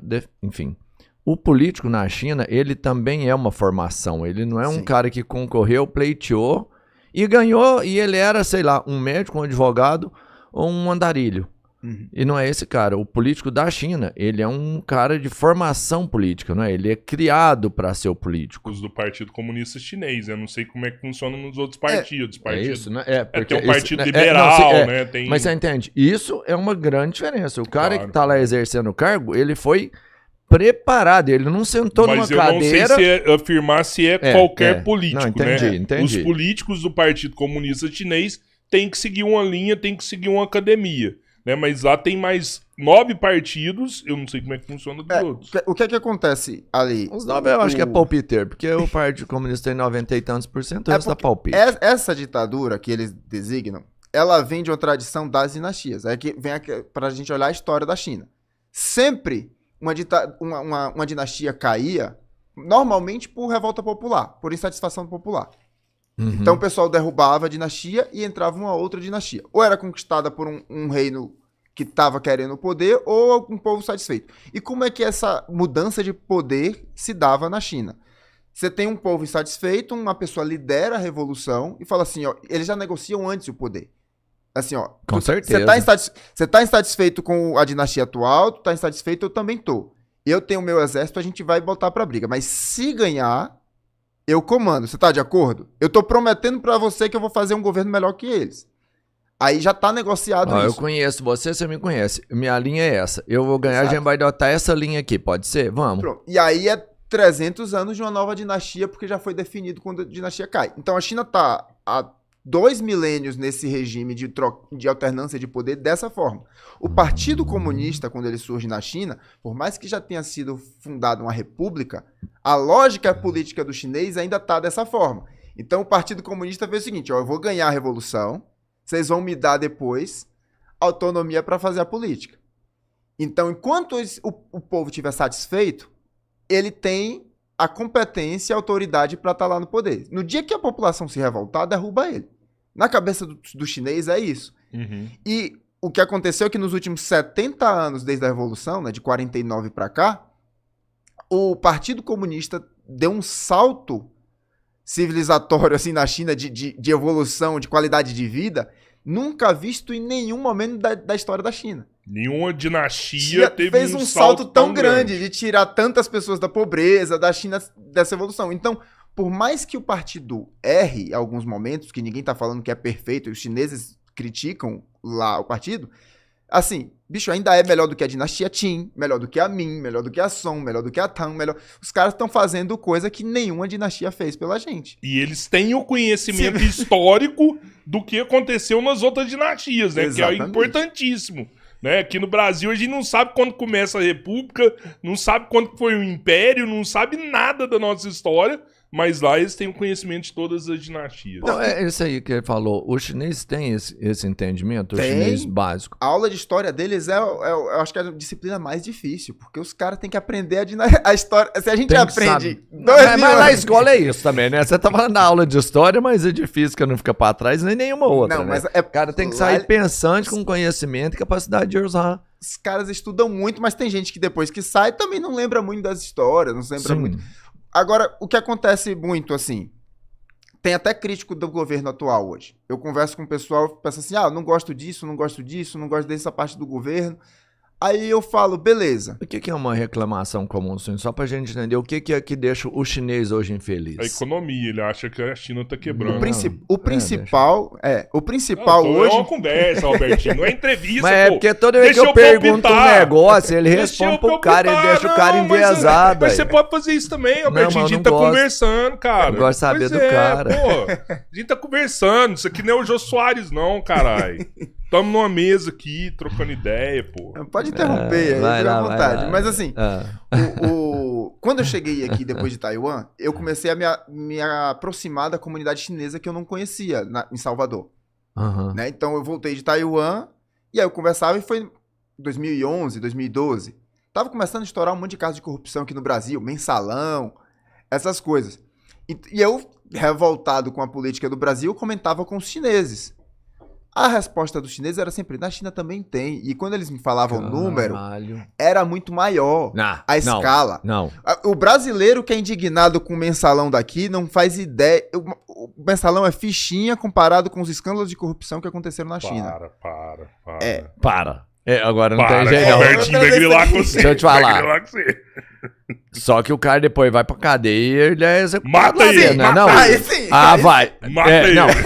Não, então tá, eu vou acreditar que realmente, porque pelos valores, pela capacidade, pelo tamanho, pelo giro. De cara? Mata de cara. Não é mata de cara, eu sei, né? Pronto. Não tem louco lá, Vamos não. esclarecer a audiência aí, demora anos. Vamos lá.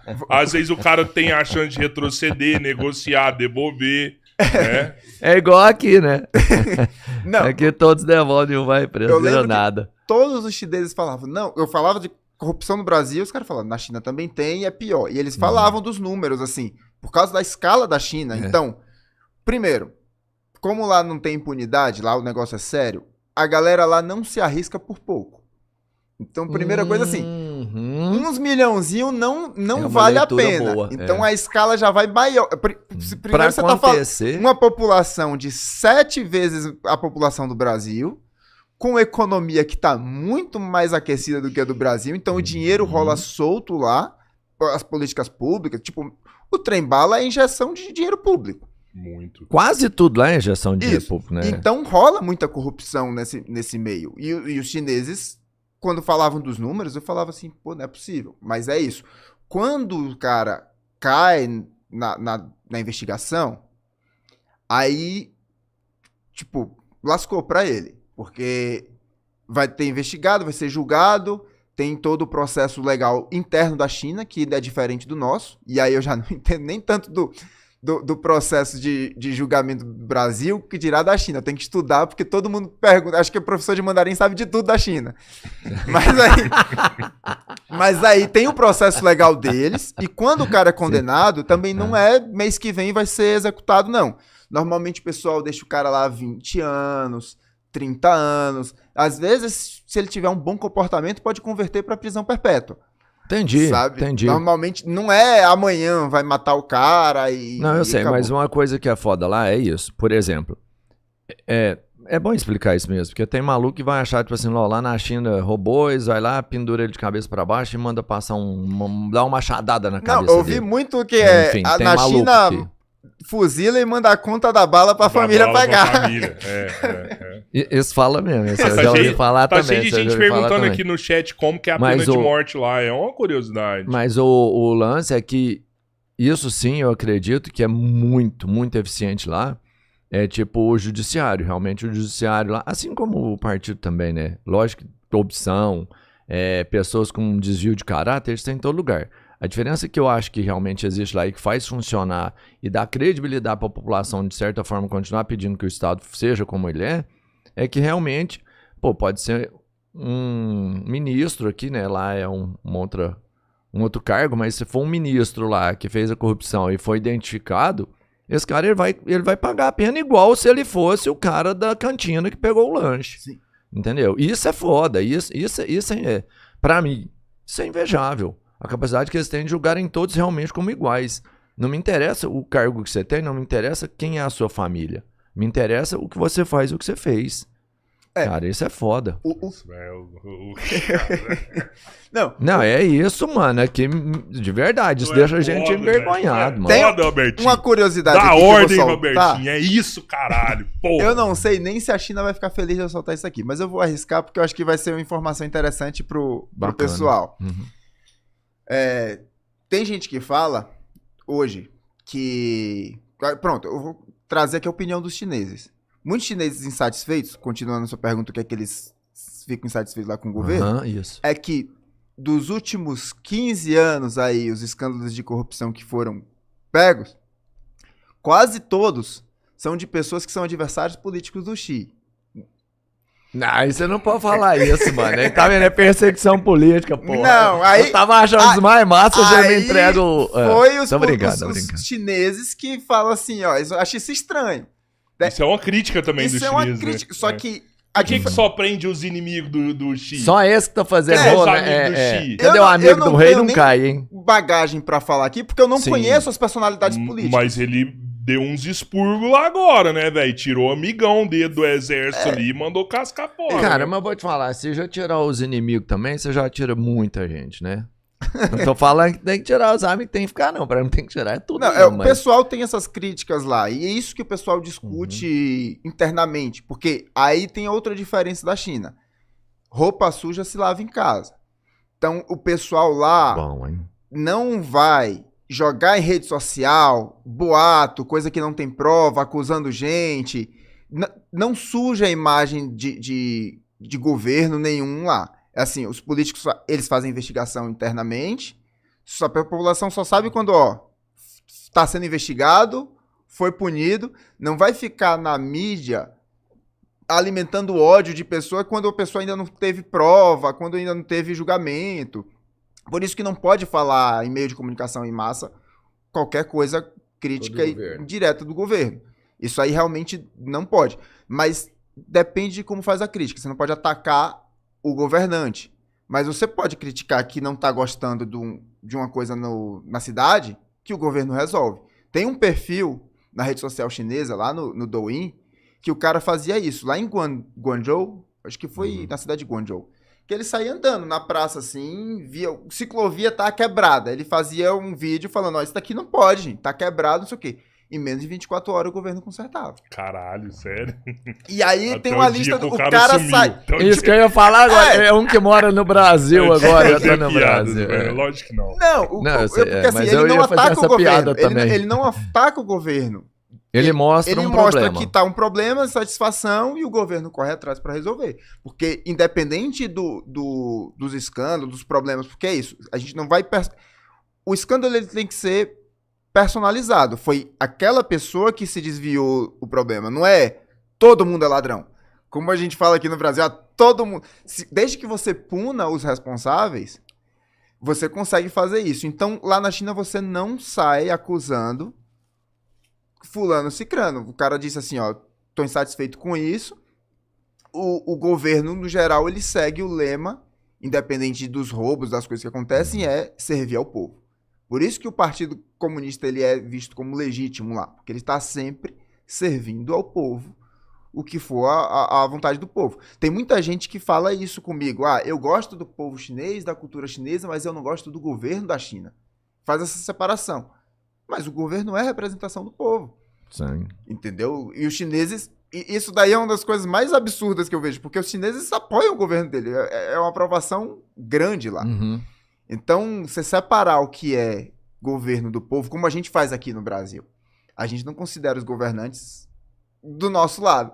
Porque eles não estão aqui, de verdade. É sempre um antagonismo. Mas aí, se a gente for acompanhar os nossos camaradas comunistas, aí é a luta de classe. Uhum. O político é só um fantoche da classe dominante. Uhum. Quem detém os meios de produção. Eles não são classe trabalhadora, mas é essa forma que os chineses conseguem ver que possibilita eles separarem, por exemplo, o Jack Ma não mandar no governo lá. Enquanto aqui o cara rico manda. O capital não influencia jamais a política do Oh, país. e como é que o cara vê o Jack Ma lá? A população, um bilionário lá. O que é a relação do bilionário em um país comunista com a relação com as pessoas comuns que estão trabalhando lá na casta lá? Vamos por partes, que essa pergunta é bem interessante.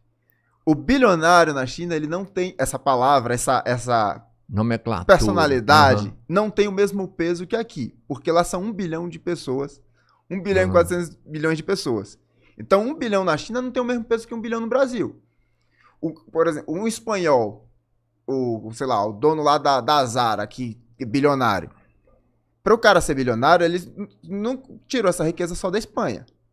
Não tem gente o suficiente para produzir a riqueza. Ele pegou do mundo todo. Entendi. Na China, eu gosto de fazer esse exercício. Como tem 1,4 bilhão de pessoas, a gente tira 400 milhões. Tá. Tira 400 milhões para facilitar a conta. Tira ali a criança, idoso, tudo mais. Vocês foram na China, vocês viram a condição de vida, de consumo que as pessoas têm na rua. Não, lá é foda. É. Então, assim, eu faço uma estimativa, aí é um palpite meu, que se uma pessoa da China doar 1 renminbi por dia, não faz falta no orçamento dela. Em média. Tem gente que vai poder doar mais. por mês. Tá. Isso. Então, se a China quiser organizar direitinho, eles fazem 1 bilionário por dia. Se todo mundo doa 1 renminbi para uma pessoa específica, a China faz 365 bilionários por ano. Só que o que aconteceu da pandemia para cá é que o número de bilionários está diminuindo. Então, assim, se fosse para aumentar o número de bilionários, a China conseguiria, mas está diminuindo. Então, o bilionário lá não tem o peso. Se a China fosse capitalista como os outros países na Europa, nos Estados Unidos, a China teria trilionários. Teria muito mais. A diferença era muito maior. Então, o bilionário na China já não tem o mesmo peso pra gente aqui, bilionário. Porque o bilionário no Brasil ele tem que explorar muito mais gente. E a população do Brasil já não tem essa condição de consumo, de doar R$1 por dia e não fazer falta no orçamento. Até porque que eles vivem falando, tipo assim, nossa, saiu da extrema pobreza, saiu do mapa da fome. O que saiu do mapa da fome aqui, a galera às vezes não entende o que é essa notícia, é um cara que ganha 230 conto por mês. 230 conto por mês não dá pra você comer um pão com salame todo dia. Tem um outro... Não dá, né? Não dá pro cara tirar A gente tá fazendo um parêntese aí na conversa, mas tem outro caso aí na China, porque a China tirou a pobreza extrema, né? O dele tirou mesmo. Isso. Só que assim, ainda tem pobreza. Agora a galera tá ali no vivendo um pouco mais de $1, uma quantidade que a ONU determina por dia. Só que... Não, mas o dele, ele tem isso, mas ele tem a escola. Ele tem um monte eu ia dizer isso. Ele tem terra pra plantar uma horta, tem um terreno pra criar galinha, porco. Vocês esqueceram o principal, velho. Principal. O bilionário do Brasil, ele tá dentro do governo. Lá na China, o bilionário da China... Esqueceu, não, já o falou governo tá dentro dele. É totalmente diferente. Exatamente. O governo tá lá dentro da empresa dele falando, ó, isso aqui, isso aqui, exatamente. isso aqui. Me fala um bilionário mas do a Brasil... Gente começou a conversa nesse ponto, um bilionário, né? do Brasil que não tem relações diretas com Brasília. Não existe. A gente começou a conversa nesse ponto. Você falou assim, o Jack Ma não está. Aí eu falei assim, não está. Mas então como é que é a relação dele? Que é bem diferente da daqui. Pronto. É isso que eu quero entender. Muita gente não é fã do Jack Ma. A galera não gosta tanto do Jack Ma assim. Mas não vê ele como um explorador, um monstro, assim. Não é ele que atrapalha o Estado lá, né? Não é ele que atrapalha. Só em alguns momentos. Então, quando ele quis abrir a bolsa em Nova York, que a mídia ocidental falou que ele tomou um sumiço, desapareceu. Só 3 meses, só. Cara, mas isso não faz nem sentido, porque depois teve jornalista que olhou a agenda do jatinho dele, tava viajando normal. Ele só sumiu da mídia, porque ele era um cara midiático, tipo o Elon Musk, gostava de aparecer. Lá na China. Lá na China, nas redes sociais e tudo. E aí ele parou de aparecer em rede social. Viu que deu rata, né? Mas e qual foi o problema do caso dele? Né? Ele tem um conglomerado de empresas, então ele tem o grupo Alibaba, ele pega o AliExpress, o Alipay, e tem o que ele estava abrindo a bolsa em Nova York, era o Ant Finance. O que era esse? É o Formiga, né? Ant de formiga, formiga financeira. É uma corretora, tipo uma corretora dentro do Alipay. Então, quando você coloca o dinheiro no Alipay, você pode fazer investimento ali dentro. Comprar fundo de investimento, comprar bolsa de ações, pegar empréstimo. É um banco do Alipay ali dentro. E aí, o que é que o Jack Ma sempre bateu na tecla para a China? Que o sistema financeiro da China é ultrapassado, entrava tudo, a gente tem que se seguir com os ocidentais e copiar o modelo deles, aí vai aumentar a economia, tem que girar crédito, tudo. Ele estava prometendo fazer a maior abertura da Bolsa de Nova York da história. Seria. Ele ia fazer essa Ant Finance e abrir em Nova York com recorde de valor da ação. E o que o governo chinês falou foi o seguinte, você quer abrir lá, beleza, mas você está deixando a sua empresa na mão de capital estrangeiro, que vai definir ser dono de uma empresa aqui, e você ainda não explicou pra gente quem que vai pagar a conta se os investimentos quebrar. Tipo assim, se todo mundo tirar o dinheiro da poupança se todo mundo tirar o dinheiro da poupança hoje, todo mundo fala isso que o banco não tem como pagar. E como é uma empresa privada, o que a China estava exigindo do Jack Ma tu tá com a solução financeira para as pessoas vendendo isso aqui, mas eu quero que você responda a pergunta que se der um problema com seus investimentos nessa empresa, tu vai tirar do teu bolso? Porque para a China não vale a pena o risco de quebrar uma população inteira para esse cara ficar rico. E ele pressionou até o final, e o Jack Ma, dentro dos congressos do político, ele era a favor da China relaxar a fiscalização financeira, a legislação financeira, para ficar mais movimentado. E o governo chinês não arredou o pé, falou assim, então, se você não explicar como é que faz, não for nas nossas regras, tu não vai abrir bolsa lá fora, não. E aí, a promessa que já estava com data certa, que todo mundo estava especulando já em comprar bolsa, morreu. Cara, ele ia passar o Elon Musk fácil. E mas ele passou foi a vergonha, porque ele tava prometendo tudo. E aí, tipo, não, a bolsa de Nova York inteira esperando a abertura de capital dele. Vai não, Boa. ele não E vai o governo não. chinês falou, não Velho, autorizo, não vou, porque não. você não explicou aqui a fonte. Uhum. Aí o cara saiu com o rabo entre as pernas e por isso que ele desapareceu da mídia. Por que o cara já é bilionário? Por que ele vai ficar dando declaração em rede social? Uhum, Sim. Depois de Fica uma quieto, vergonha filho. dessa, sacou? entendi. Então... Pô, foi do isso. Jack Ma eu só queria saber mais uma coisa. Ele tem uma casa de, tipo, de 4 bilhões de reais? Yuans. 4 bilhões de yuans? Deve ter, cara. Eu nunca... Lá em Hong Kong. Ah, deve Cara, ter. deve ter. Não, assim, eu não duvido, mas desde que eu fiquei sabendo disso, cara, sabe o que eu não paro de pensar? Que casa é essa, velho? Porque eu já pensei nesse dinheiro.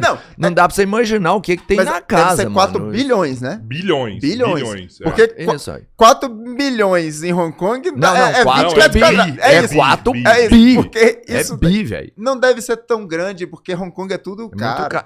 Não deve ser Não, tão grande. cara. Pô, larga de alisar. Não, deve pô. ser tão grande. Não, 4 pô. bi. 4 bi. Deve ser um apartamento imenso. Não sei se Não. tem. Mano, se eu tá construir doido, isso lá em não. Mônaco, eu sou o rei de Não, Mônaco. Uma casa de 4 Cara, bi, velho. Hong Kong é um dos 4 metros quadrados mais É mais caros caro do mundo, mas Eu 4 sei, bi, mas velho. É 4 muita bi. grana. Tá, É, ele você comprou tem um mega mega super casa. casa. Ele pegar deve ter um uma- apartamento de 3 andares, assim, um triplex. Não, esse aí é o nosso cara, presidente. É o nosso presidente. Não, mas é um isso, triplex de lá em não Hong vai. Kong de mais de 500 metros quadrados é um valor Não alto. é bi, não chega bi.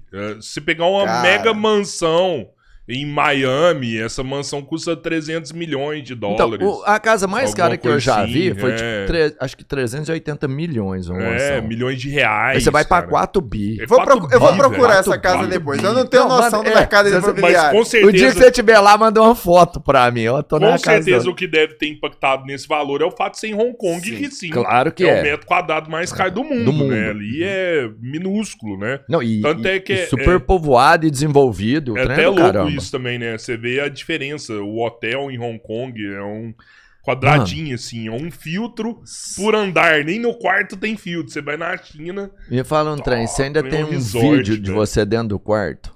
Ah, não tem mais. Você não tem, não. O Cabeleira fez um vídeo, não sei se você mandou, acho que foi no grupo. Ele dentro do quarto, dentro do banheiro, a cabeça dele batendo no teto, assim, ó, o teto eu vi isso. desencaixando. Eu vi essa story. Não. Esse você tinha que pode pular no do Instagram pra Minúsculo, galera minúsculo, ver, mano. minúsculo. É pequeno mesmo lá, né? Mas é pela concentração, né?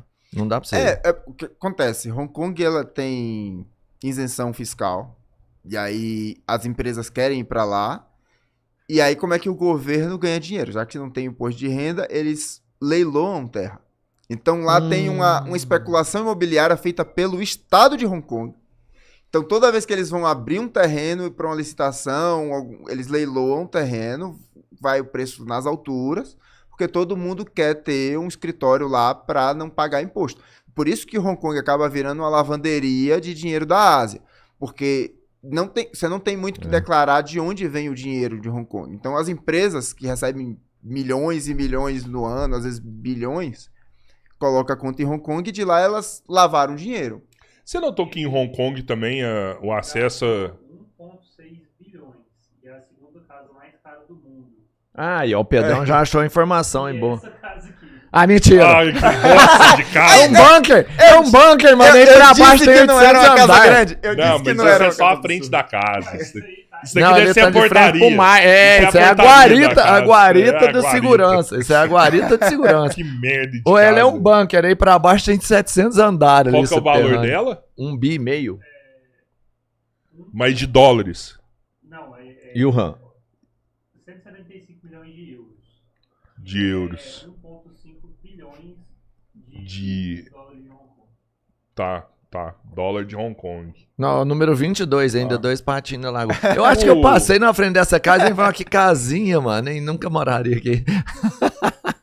O dólar de É. Hong Kong é mais ou menos o preço do yuan mesmo, né? Agora eu acho que tá quase 1 para 1. Só que o custo de vida em Hong Kong é tudo muito mais caro. Mas, Você cara, teve não, a impressão que, tipo assim, em Hong Kong, a hora que você passa da China continental e passa a migração, já é uma cidade que você tem muito mais acesso à prostituição. É uma cidade que você tem mais acesso a drogas também. é uma cidade onde eu não me senti tão seguro em Hong Kong, apesar da segurança absoluta de andar de madrugada, tudo, né? Mas eu não me senti tão celular seguro na mão, assim, né? como eu tava me sentindo na China continental. Cara, hoje a gente tem esse contraste bem mais forte. Quando eu fui pra lá a primeira vez, foi em 2010, esse trem que eu peguei, não tinha muita diferença, sabe? Hong Kong eu acho que tava numa condição melhor em relação a tudo isso que você falou de segurança, prostituição. Eu fui entender que tinha prostituição em Hong Kong desse jeito recentemente. Esse pessoal denunciando. Toda esquina, velho. Em Tem 2010, ponto ali com prostituta. não via isso com essa frequência, assim. Mas deve ser também aquilo que a gente falou. Hong Kong vira a lavanderia de dinheiro da China, mas lá também acaba sendo um refúgio para todas essas coisas que são ilegais na China. Então, na China é ilegal prostituição. Então, muitas vezes quem Mas vai... Hong Kong também é, ou não? Lá é Aí liberado. eu não tenho certeza, mas o que eu diria... É porque as leis são diferentes, né? Dentro de Hong Kong e Exato. da China. Mas no submundo da China você ainda acha alguma coisa ali, né? Acha, mas eu acho que é mais eu fácil tive- achar em Hong Kong do que na Sim, China. sim. Mas eu tive a impressão, tipo, Pequim não vi em lugar nenhum, mas a hora que chega em Xangai, na noite de Xangai, assim, eu já, ali não é, mas eu acho que se entrar ali, deve rolar alguma coisa. Olha o olhar clínico. Olha ali, você... Não, A esposa vai me arrebentar, Roberto. Para de graça. e contra, mas assim, Hong Kong acaba sendo um ambiente, um território que permite o que a China não permite. Assim como Macau é a terra do cassino. Provavelmente, os maiores clientes de prostituição de Hong Kong, assim como o cassino de Macau, são chineses. Verdade. O pessoal vai pra lá pra isso. Então, de certa forma, também é conveniente ali deixar um espaço de, nesse território ali você pode fazer o que você quiser. A lei lá tá diferente, né? Se você segue a lei de lá, tá tranquilo. Então, esse modelo que a China encontrou de um país, dois sistemas, ela é uma faca de dois gumes também para a China ter esse refúgio. Macau ter cassino, é uma coisa que o governo não implica com cassino de Macau. Mas o chinês não pode ir pra Macau todo dia jogar. Pode. Eu ouvi falar que Ele- só uma vez por mês que ele passa lá Aí, na imigração lá. uma vez por mês, mas o cara que tem dinheiro pra gastar no cassino, ele passa uma semana, E também não tô falando que é certeza, eu só escutei isso de uma pessoa. Mas assim, parece né? que é isso. Os dois têm Apesar razão. que Os dois Hong têm razão. Kong- Do que eu ouvi também, os dois têm razão. É o seguinte, ele pode ir uma vez por mês, o chinês tradicional, mas ele pode ficar X dias. Então ele pode ir pra lá, ficar lá, sei lá, 20 dias, voltar, e aí, sei lá, falta uma semana pra acabar o mês, ele pode voltar de novo. Os dois têm... Eu perguntei a gente conheceu um cara do BRICS lá. Você tava com a gente dia que a gente tava com o cara do BRICS? Ah, sim. E eu tava Tava. perguntando pra ele por quê como que ele consegue explicar tamanha segurança dentro da China. Eu não consigo, sabe? Tipo, você não vê polícia, quando você vê polícia ela não tá armada, né? E, cara, segurança absurda igual você não vê em lugar nenhum no mundo. Pra mim, a China é o lugar mais seguro que eu já fui na minha vida. Você consegue explicar o porquê? Eu tenho algumas suspeitas, alguns argumentos que eu acho que faz muito sentido, outros são mais especulações minha, tá? E até boato que eu ouvi recentemente aqui de um amigo taiwanês, que ele largou um boato assim, parece conversa de zap, que eu acho contraditório, mas eu também não acho impossível, né? Não vou dizer que é impossível. Vamos por partes. Em 2010, tem uma galera que tá hoje na China apresentando a China como um país mais seguro e tem a câmera e tudo, mas não conhece os motivos e vem várias explicações absurdas. Uma delas é porque é câmera, vigilância total e isso inibe o crime. Mas não totalmente. Sim. Esse é um dos motivos, mas não o principal.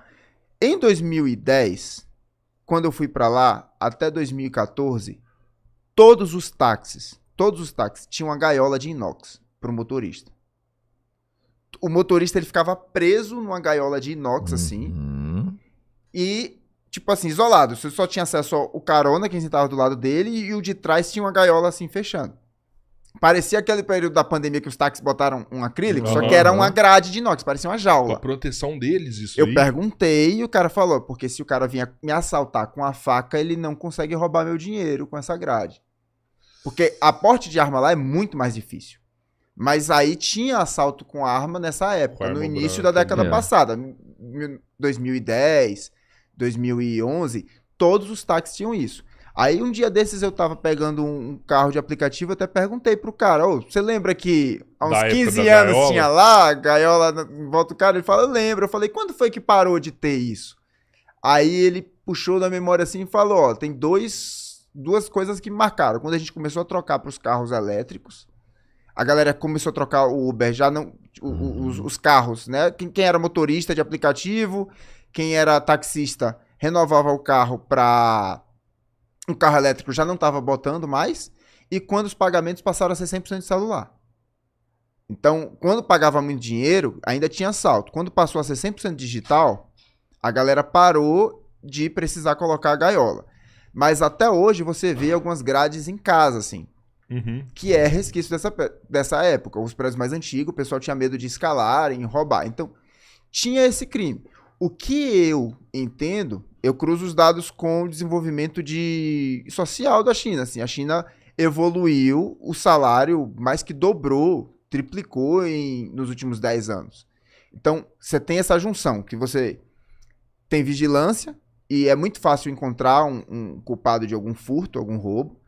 Você tem uma condição econômica que melhorou bastante, e os dois juntos não vale a pena o cara se sujar por um celular de 5 mil reais, porque isso é um salário de um mês dele. Sabe? Não vale a pena você se sujar por uma coisa que 2 meses de trabalho você tem. E até eu cheguei lá em 2023, todas as lojas estavam contratando gente com salário de 4 mil, 5 mil, 10 mil. Eu imagino que a câmera de vigilância ela é fundamental, mas ela não é tudo, porque você vê furtos acontecendo em supermercado, né? As pessoas colocam imagem de quem furtou, escreve, né? Dá um expose de ladrão.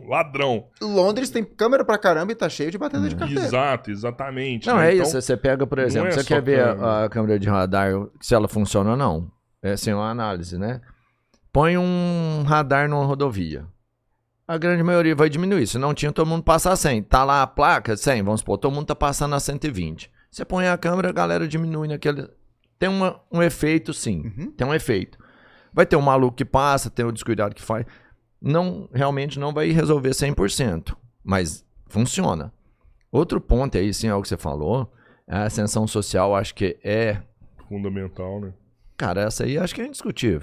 Mas ainda não é tudo. Por quê? Porque senão você não ia pegar um bandido que é rico, um milionário roubando uma galera que não tem pão. Roubando pão, um milionário roubando pão de quem não tem. Mas o é lanche. fundamental esse Mas você relato entende? do Juan, É porque a gente tem a impressão que, tipo, é uma parada cultural, é uma parada da não. filosofia, que também pode ter. E- Mas há 15 anos atrás, meu irmão, os caras estavam de gaiola Mas lá, é o pô. que eu ia falar aí. Então é assim, ó. Primeiro, a galera pergunta, por que a China tá assim? Não é um fator único específico. Né? É trabalhar em todos os pontos. Pô, a câmera funciona? Tem que ter? Tem. Ah, se pegar na câmera, aí o Cabeleiro já falou isso aqui várias vezes. Você não vê a polícia na rua. Você não vê. Mas se você fizer uma merda aqui em 7 minutos, eles estão lá na sua casa. Chega Quer rápido dizer, assim mesmo? vai pegar. Na casa não, mas no local do crime ele acha fácil. Chega Porque fácil. essa câmera de vigilância, o controle ainda é manual. Não tem esse reconhecimento facial que as pessoas imaginam, automático. Não tem. Ah, não, velho. Quebrar aqui suas ilusões sobre a China. Eu jurei que eu tava andando lá, toda hora que eu andava, parecia assim, Robertinho. Andando ali. Cara, não tem, São pô. Paulo começou, não sei se vocês Já, em alguns É, lugares. eu já acho tem. que a Em alguns lugares inteligência deve ter, artificial no aeroporto, sei lá. Não, vai eu- acelerar isso muito. Eu explico vai como é que chegar nesse funciona. ponto. Assim, se o cara já tá fichado na polícia, Opa. ele tem a foto dele registrada, você passa um software de reconhecimento facial no vídeo e você acha ele. Mas não é em tempo real a cara das pessoas. Porque imagina assim, primeiro que não é unificado, é por delegacia. Não faz sentido você ter uma central de todas as câmeras da China, tudo como as pessoas imaginam. Nossa senhora. Não tem processamento pra isso, porque cada câmera vai estar comparando o teu rosto com o dele, e se tu tiver de máscara, vai demorar para identificar, Uhum. e as pessoas podem andar de máscara lá tranquilo, boné, coisa que cobre. Então, a câmera não tem essa capacidade de comparar 1 bilhão e 400 milhões de pessoas em tempo real em todas as câmeras da China para achar onde você tá. Meu pai foi na China em 2024 me Você visitar. levou seu pai pra lá? Levei. Eu levei minha família toda para lá, praticamente. Massa. 2024, ele, distraído, perdeu o celular dele. Então ele tava com o celular andando de bicicleta, mandou uma mensagem, não guardou direito, o celular caiu na rua e ele se perdeu no caminho de casa. Então ele não sabia onde ele perdeu o celular. Ele chegou... E não sabia onde ele tava. Eu liguei pra ele na última vez que eu falei com ele, tô indo pra casa, mas ele não fazia ideia de onde ele tava indo. Aí ele chegou em casa 10, 11 da noite. Aí eu falei, quando chegou lá, ele deu a notícia, consegui chegar em casa, me perdi aqui, mas perdi o celular.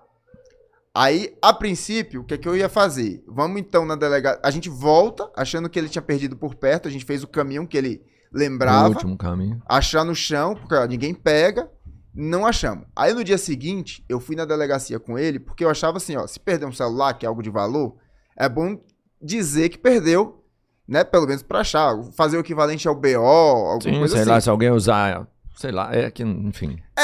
Aí eu cheguei na delegacia, expliquei, né? Eu fui com meu pai lá, ele perdeu o celular, eu queria aqui ver como é que faz. Aí o policial, na hora, você quer ver as câmeras?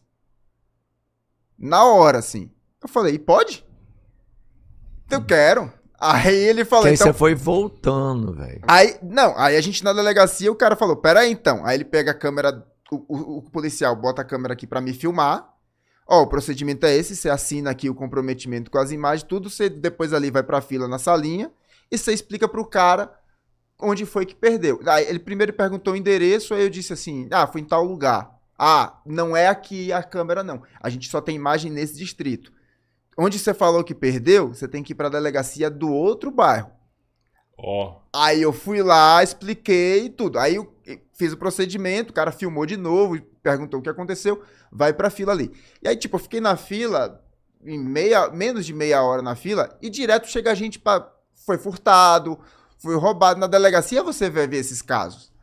Aí eu cheguei, entrei na salinha, que tem 3 guardinhas lá, 3 policiais, que os caras são especializados em achar as câmeras, eles sabem as câmeras todas que filmam. Fala assim, onde foi que seu pai perdeu? Na estação de metrô tal. Aí ele, mais ou menos que horas? Aí passou, aí roda a imagem da câmera. Achou ele aqui de bicicleta? Aí pronto, então vamos lá. Ele andou aqui, aí ele vai digitando assim, muda a câmera pro ângulo, aí vai acompanhando ele. A gente foi seguindo até ver se achava o celular caindo, tudo no manual. Por isso que eu falo que não tem o software. Passou o bairro que a delegacia tinha acesso. Aí ele falou, até aqui não perdeu. Até aqui não perdeu, você pode ir pra outra procurar. Aí eu fui pra outra olhar, mesmo procedimento. E aí só que aí como foi? Falei, me diz aí qual é a câmera e o segundo pra eu encontrar na câmera da outra. E o cara, não, precisa não, me dá seu celular. Ele tirou uma foto, você mostra isso aqui, o cara vai saber qual é a rua e tal. E aí, tu tem acesso à câmera, Lá tempo... tinha longitude, né, tu lá. Não, você tem a câmera 1, 2, 3, 4, 5 da rua tal. E eu descobri que tem um monte de ponto cego. Tipo assim, eu fui olhando lá, entendeu? Eu fui lá e o cara disse, aqui a gente não deu pra ver. Se ele perdeu aqui, a gente não tem como provar, não vai achar. E aí...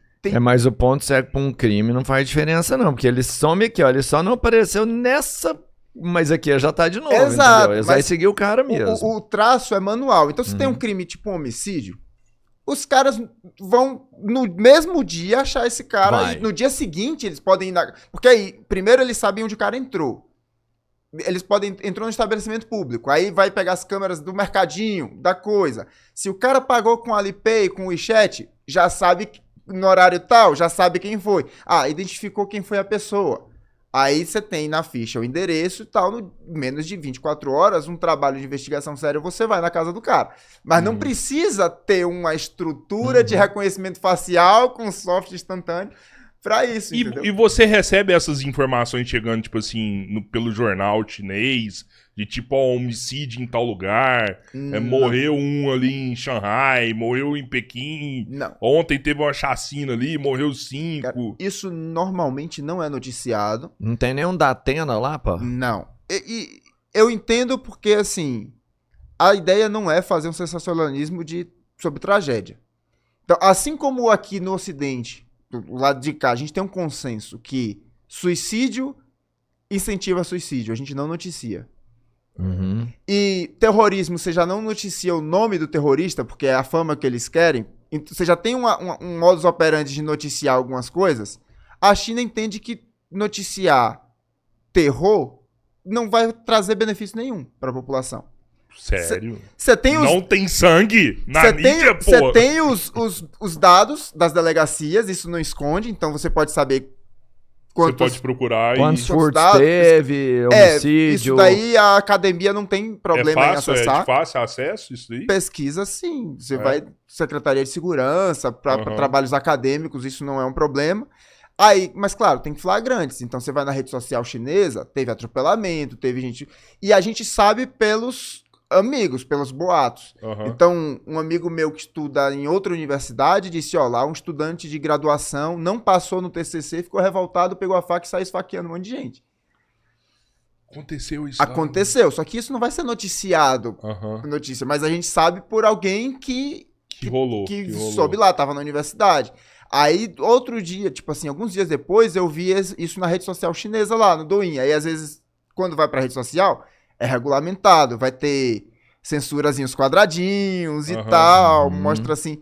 Mas quando foi filmado e foi flagrado, acaba indo pras redes sociais. E não levanta um debate público, assim, de tipo, pô, se um cara de repente pegar uma faca aqui e sair esfaqueando a galera, como que a gente vai parar esse cara? A gente precisa de uma arma.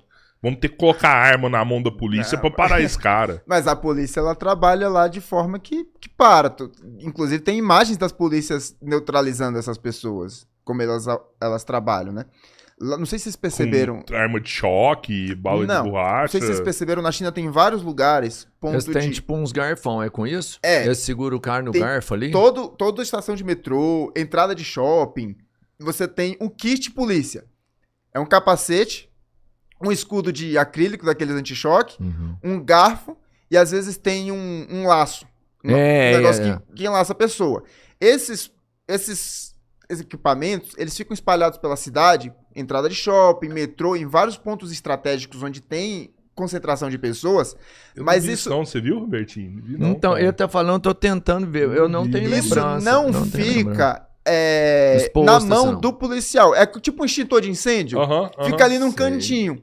Quando tem alguma ocorrência de alguém nervoso, fazendo alguma coisa, os caras passam rádio, os policiais sabem onde tem esses equipamentos e aparece a equipe no local já com essas coisas. E pega e sei lá. Aí você tem quase nenhum... O cidadão comum pode usar? Não. Só o Normalmente policial. não pode. Se eu tiver um cara louco aqui, eu não posso ir lá e pegar, não. Eu acho que pra defesa, se precisar, pode. Deve ter alguma regra. Mas né? assim, se você... Normalmente não. Tá lá pra policial. brincar, pra tirar uma foto. Tipo, tá lá o escudo, tu vai tirar uma foto pra rede social aí. Vai não. dar ruim Se pra ferrou. você. Entendeu? Mas tem várias imagens da polícia chegando com esse equipamento e aí ela imobiliza o cara, porque acesso de arma de fogo lá é muito difícil.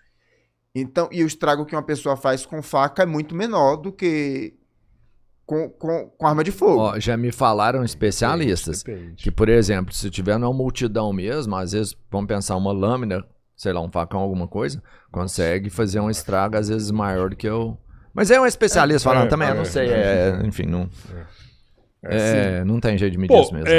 Você é professor lá para chineses, né? Laoshi para os chineses, você ensina português para eles e ensina mandarim para brasileiros, né? Outras nacionalidades. E aqui no Brasil, você, né, teve contato com vários professores durante sua vida. Você vê a diferença de ser professor no Brasil e ser professor na China? Cara, tem muita diferença, assim. A gente pode fazer várias comparações. Hoje eu não tô mais ensinando português pro chinês porque é muito difícil. Mas eu quero voltar a ensinar porque tá tendo muita procura. Então, ensinar português é muito mais difícil do que ensinar mandarim. Você matou minha pergunta, eu ia te perguntar o que era mais fácil. Era ensinar português pro chinês ou chinês pro português, né? Chinês, pra quem fala português, é muito mais fácil. Isso aí, a língua tem uma estrutura, aquilo que a gente falou no início, a fonética é uma barreira inicial, Uhum. mas depois que você aprende a fazer esses sons, que aí é um tempo, todo mundo vai precisar alguns meses treinando, a estrutura do mandarim é muito mais fácil. Não E tem também a conjugação gente é verbal. muito mais inteligente que eles, né? Olha você dizendo que o povo tá idolatrando que a China tá aí em 2050, que os chineses estão na frente, aí você tá dizendo que... Ué, é que a gente não tem o mesmo incentivo que tem lá, velho. Mas capacidade, pô, o brasileiro é o caramba, mano. Ninguém segura a gente. A gente já vai segurando, a gente tá indo, velho. A gente tem o lema, né? Se atrapalhando funciona, pra que ajudar? Exato. Mas, E aí, assim, eu passei por vários professores mesmo. Tem professor nativo, professor brasileiro. Cada um tem uma abordagem. Eu entendo que é melhor para uma pessoa que vai aprender mandarim ele passar primeiro por um professor brasileiro que entende as dificuldades dele. Aí, quando ele tá no intermediário para avançado, ele vai para um professor nativo. Porque a dinâmica de conversa, de troca é mais rápida e o professor nativo, ele não vai precisar ficar explicando base que ele não conhece do idioma. Porque os chineses, eles não estudam o próprio idioma deles, como a gente estuda. Gramática, essas coisas, eles não aprendem na matéria chinês lá. Eles só vão aprender gramática quando eles vão estudar inglês. Aí eles aprendem sujeito, predicado. Uhum. No próprio mandarim, esse estudo da própria língua não acontece tanto quando a gente está, como acontece quando a gente está aprendendo o idioma. Sim. E aí, por isso, muitos chineses que não têm uma formação de ensino, eles não conseguem ensinar bem essa parte da gramática, explicar para as pessoas como é que funciona. A entonação mesmo, para eles é muito natural. A língua sempre teve isso, então para eles explicar a diferença de um tom para o outro, é mais na repetição. E na questão da valorização do professor? Lá é muito mais valorizado. Como que as pessoas te veem como professor lá?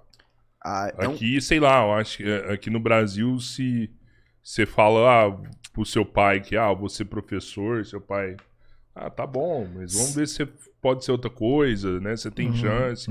Ou, então, sei lá, você fala pra alguém que você é professor, a pessoa te olha, assim, até com um olhar, tipo, de pena, velho. É complicado ser professor no Brasil. Você quer saber isso, e o que eu te perguntou é muito importante, a gente saber da valorização do profissional. Mas só pra entender o que o Cabeleira tá falando, meu irmão é professor. E olha essa história, Cabeleira, eu não sei se você sabe, acho que você vai saber. Conte. Meu irmão foi um aluno super indisciplinado, sabe? Aqueles bagunceirão mesmo, fodão, conversava, fazia bagunça na aula e tal. Um beijo pro doidão. Um beijo pro doidão. Um dia, uma professora dele chamou ele na sala de aula e era uma professora de história. Virou pra ele e falou assim, vem cá, você tá fazendo suas gracinhas e tal, deu um sermão nele, aquele que foi inesquecível. E virou pra ele e falou assim, faça o que você quiser, só que eu vou te falar uma coisa que você nunca vai esquecer. Você nunca vai ser nada na sua vida. Você nunca vai ser nada. E isso marcou ele mesmo. E passou uma cara, mano. Ele topou com essa professora. Ele já tinha formado, virou professor de história, meu irmão é professor de história. Topou com ela. E ela falou assim, e aí, Rogério, tudo bem? Ele, tudo. Ela falou assim, o que você tá fazendo?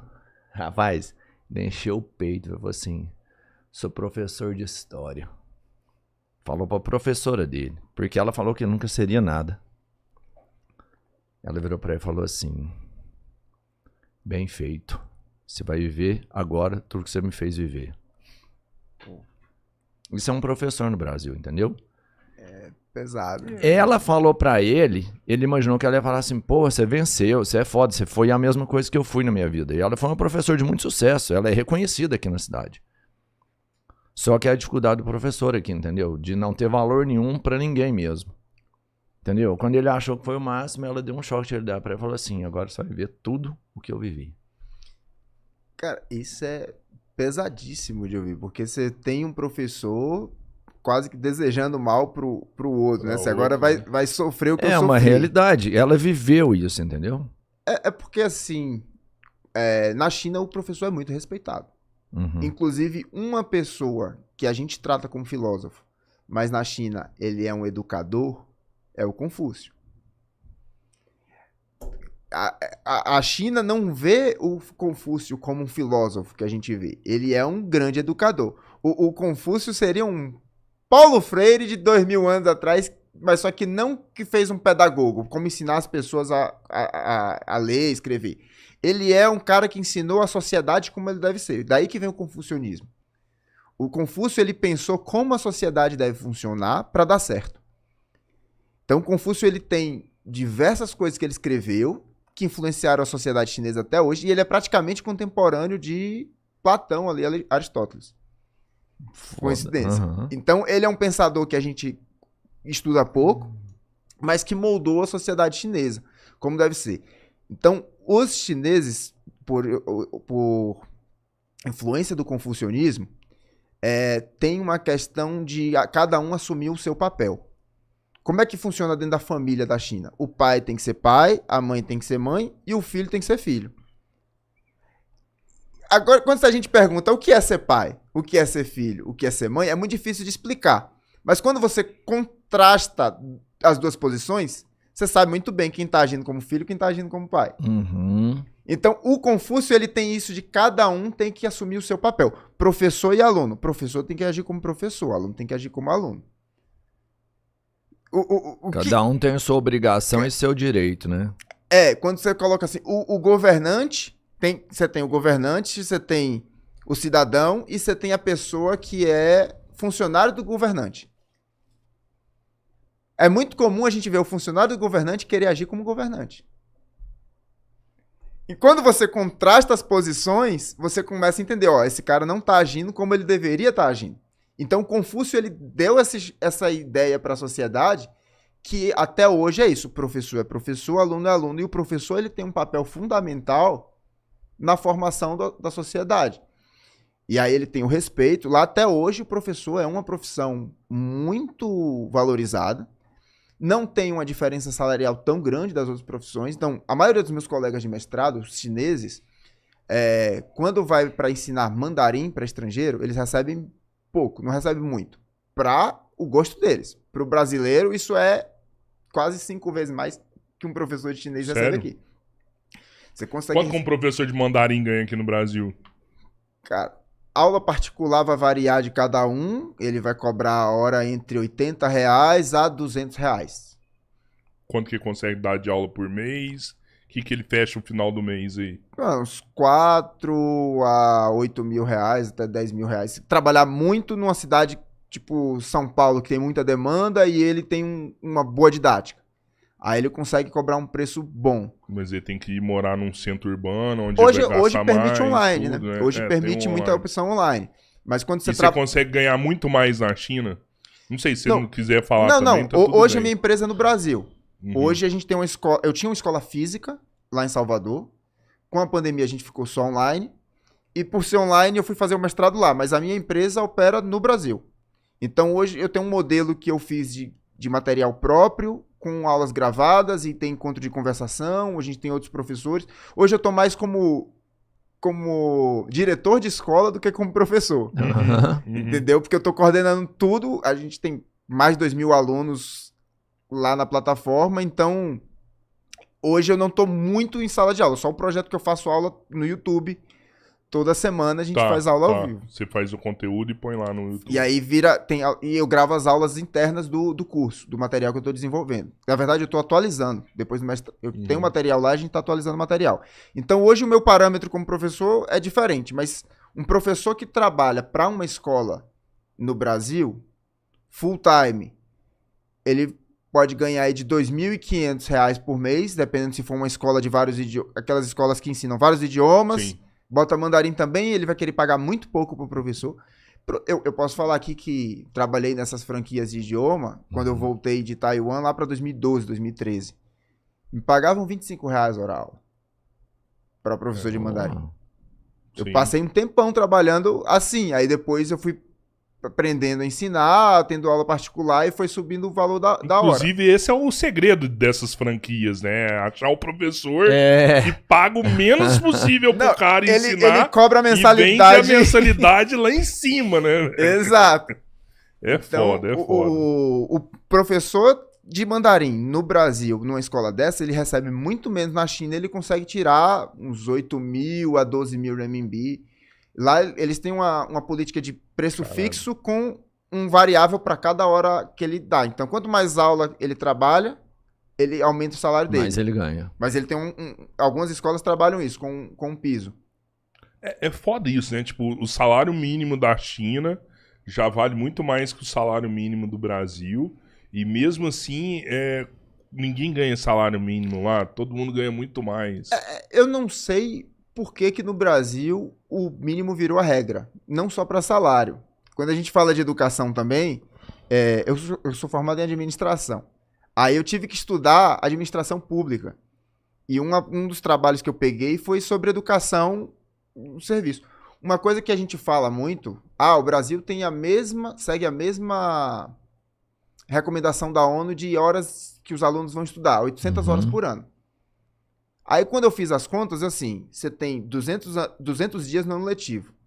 Porque você tem 2 meses de férias, você tem final de semana, você tira aí 100 dias feriado. São 200 dias de aula, 4 horas por dia. Dá 800 horas no ano. O mínimo que o MEC exige que os alunos participem das aulas, em qualquer escola, é 800 horas no ano. Quando você vai ver, dá umas 4 horas por dia de aula. Durante 200 dias. Durante os 200 A dias. gente trocou o piso pelo teto. O mínimo aqui virou o máximo. Exato. Então, e aí quando você vê o aluno entra na escola umas 7h30, 8 horas, sai meio-dia, 1 hora, com intervalo entre as aulas, eles estão estudando o mínimo. Eu lembro porque quando... E ainda tem uma coisa que não está sendo considerada aí, que é o aluno ele ainda pode ter X faltas no ano, por exemplo. Então ele não precisa nem cumprir 200 horas. Ele vai cumprir menos. Eu lembro que quando eu fazia a escola aqui no Brasil, tinha muitas vezes isso. Não pode enforcar esse feriado porque vai baixar o dia do MEC que é recomendado. Só todo mundo emenda. No mínimo, né? Aí, lá na China, o pessoal estuda de manhã e de tarde. Japão estuda de manhã e de tarde. Então, por aí você vê, os dois seguem a mesma carga horária mínima, só que nas escolas públicas e privadas lá fora, o pessoal já não entrega o mínimo. No Brasil, o mínimo virou parâmetro. Nas cargas horárias de ensino, como no salário. O salário mínimo é o que o pessoal quer pagar abaixo do mínimo do trabalhador. Lá na China, o salário mínimo ele varia por província, e eu não encontrei ninguém até hoje que ganha o mínimo na China. Todo mundo ganha bem mais. E lá não é tabu falar de salário. Então eu pergunto, faço amizade com as pessoas, quanto você ganha? O cara... Aquele massagista que você tava falando lá a franquia... Lá em Suzhou, né? Você tava recebendo a massagem lá. Sim. Essa franquia tem na China inteira. E eu ia em uma perto da minha universidade, eu fiz amizade, porque é um estrangeiro que fala mandarim, aí os caras começam a perguntar coisa. Na terceira vez lá, eu já tô amigo do cara. O cara já tá mandando mensagem pra mim no chat, vem quando?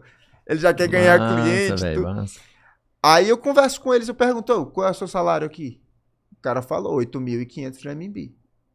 É um trabalho difícil, os caras pegam ali de meio-dia até fechar. Mano, não, eu vou te falar, eu paguei pau pros caras lá. É fudido. Porque... Pedrão. Mano, mano, é assim. Cara, mas aquilo lá é uma arte, velho. Aquilo lá é uma arte. Claro. Aquilo lá eu arrepio, assim, de ver a técnica do cara.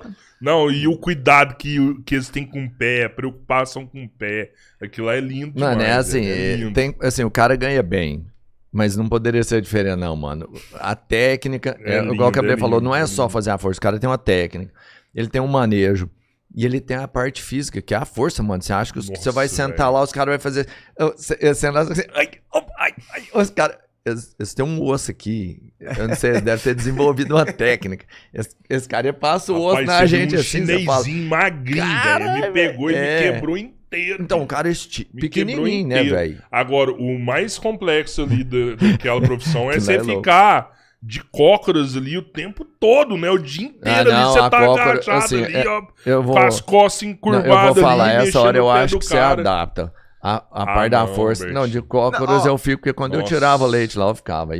É menos sofrido do que... Esse aqui, ó, eu vou te falar, esse trabalho da mão que eles fazem é mais fodido. Não, Bert, você tira leite em 2 horas, 3 horas, velho. Ali os caras ficam 12 horas ali, bicho. O cara fala assim, porque tem dias que tá vazio. Então Tá vazio, ele vai lá é. meio-dia, fica o dia inteiro deitado esperando o cliente, revezam, mas às vezes fecha a loja às 11, meia-noite. E tem dia que tá cheio e os caras dizem, falam, na cara, máquina. fica o braço doendo de Fica tanto fazer durinho. massagem, eles falam. Duro. Eu sou fã daqueles Ô, caras. a gente falando Queria desse montar uma negócio. franquia daquela no Brasil, bicho. Ia ser foda. É foda. Ia ser foda. Ia salvar o brasileiro, cara. Não, Aquilo é ali bom, é bom. é qualidade de vida. Eu ali, não é ia, não. Eu não ia lá, saúde. não, velho. 8 mil, sabe? Não, É, é dá isso. pra Aí pagar. os caras recebem esse salário, e aí, quando você compara um pedicure e manicure no Brasil, eu conversava com o cara, ele falava assim, ó, ele perguntou pra mim, você tem filho? Eu falei, não. Eu tenho uma filha de 3, 4 anos, adora viajar. Eu já levei ela pra viajar umas 2 vezes, ela adorou. Quando eu tiver um tempo feriado, eu quero levar ela lá na Disney, em Xangai. Uhum. Sabe? Então, você vê uma realidade que lá é 6 por 1, é difícil o trabalho, mas os caras têm qualidade de vida, eles não estão gastando esse salário todo com aluguel.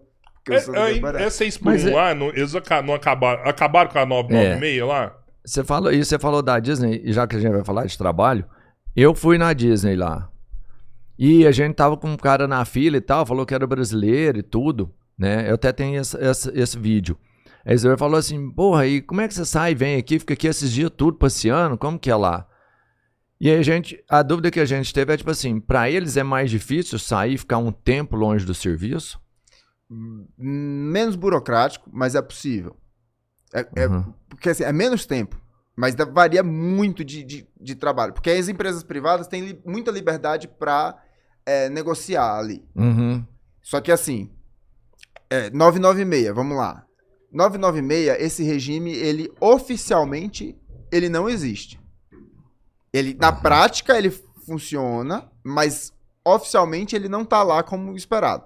Onde é que ele é predominante? Big Techs, empresa tipo Vale do Silício, que a galera vai ficar no escritório ali programando. Ah, tô ligado. O salário da galera do 996 é de 50 mil pra cima, bicho. Tem uma galera jovem que quer sair da faculdade, quer pegar um 996 por 10 anos e se aposenta.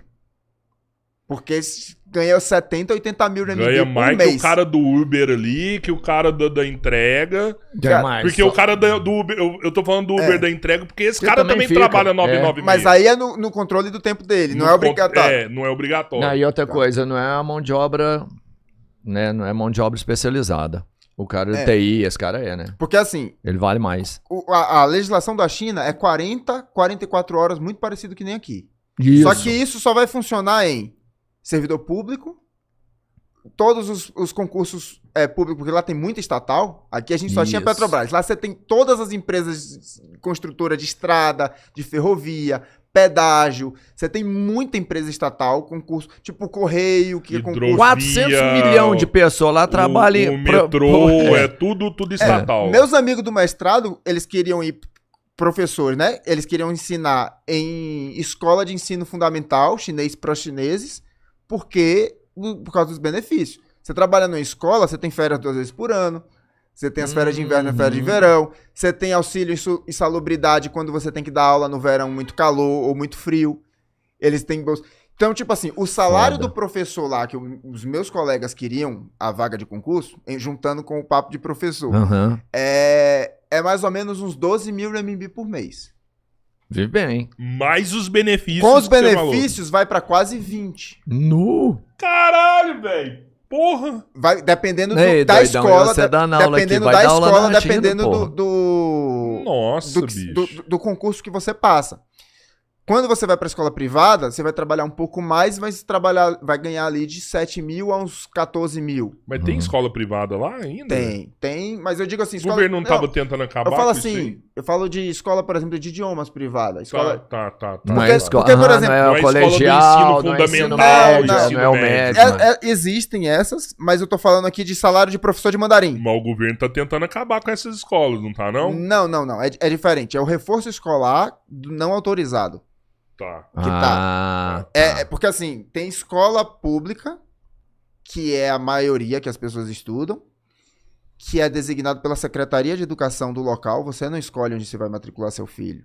Tá. Porque até o nono Mas tem uma ano... logística ali que eles usam, né? Tipo até assim, o nono- essa tá próxima, você fica aqui. O ensino fundamental, ele é gratuito. O ensino médio já é pago. Uhum. O ensino fundamental, que é obrigatório, é de graça para todo mundo. Aí quando você... Fundamental lá vai até aqui. É Até igual o nono daqui. ano, É igual da... Ah, tá. O fundamental vai até o nono ano. no ano. Aí os primeiro, segundo, terceiro ano do ensino médio, ele é pago, mas já não é tão caro. Não é algo caro. Aí como é que você matricula o filho na escola? Você tem o seu CEP, você vai na Secretaria de Educação recomendada e ela vai lhe indicar qual é a escola perto da sua casa. E tem algumas melhores escolas públicas lá que são relacionadas para os melhores alunos. O aluno pode fazer concurso, se tiver nota, eles podem ser enviados para as melhores escolas um pouquinho mais distante. Mas isso permite, por exemplo, o cara que tá lá na motinha do churrasquinho, às vezes eu já vi essa cena, cara, eu queria ter tirado foto. Na porta da escola, os alunos saindo e os pais indo buscar.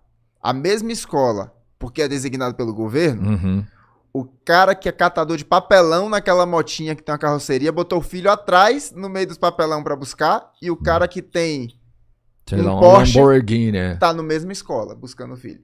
Você tá morando em qual cidade lá hoje? Hangzhou. Qual que é o custo de vida em Hangzhou? Você vai pagar aí uns 3.000 renminbi de aluguel. Hoje eu até divido apartamento com um colega do mestrado. Então aí é muito mais barato que Xangai. Mas você vai pagar entre 1.500 se for só um quarto sala para você. Um apartamento 40 metros quadrados com 2 quartos, alguma coisa assim, você já tem uns 3.000. A luz e energia é muito barato. Você não paga aí, uma pessoa não paga mais de 300 renminbi por mês. E a alimentação vai num... A comida lá eu achei barato, cara.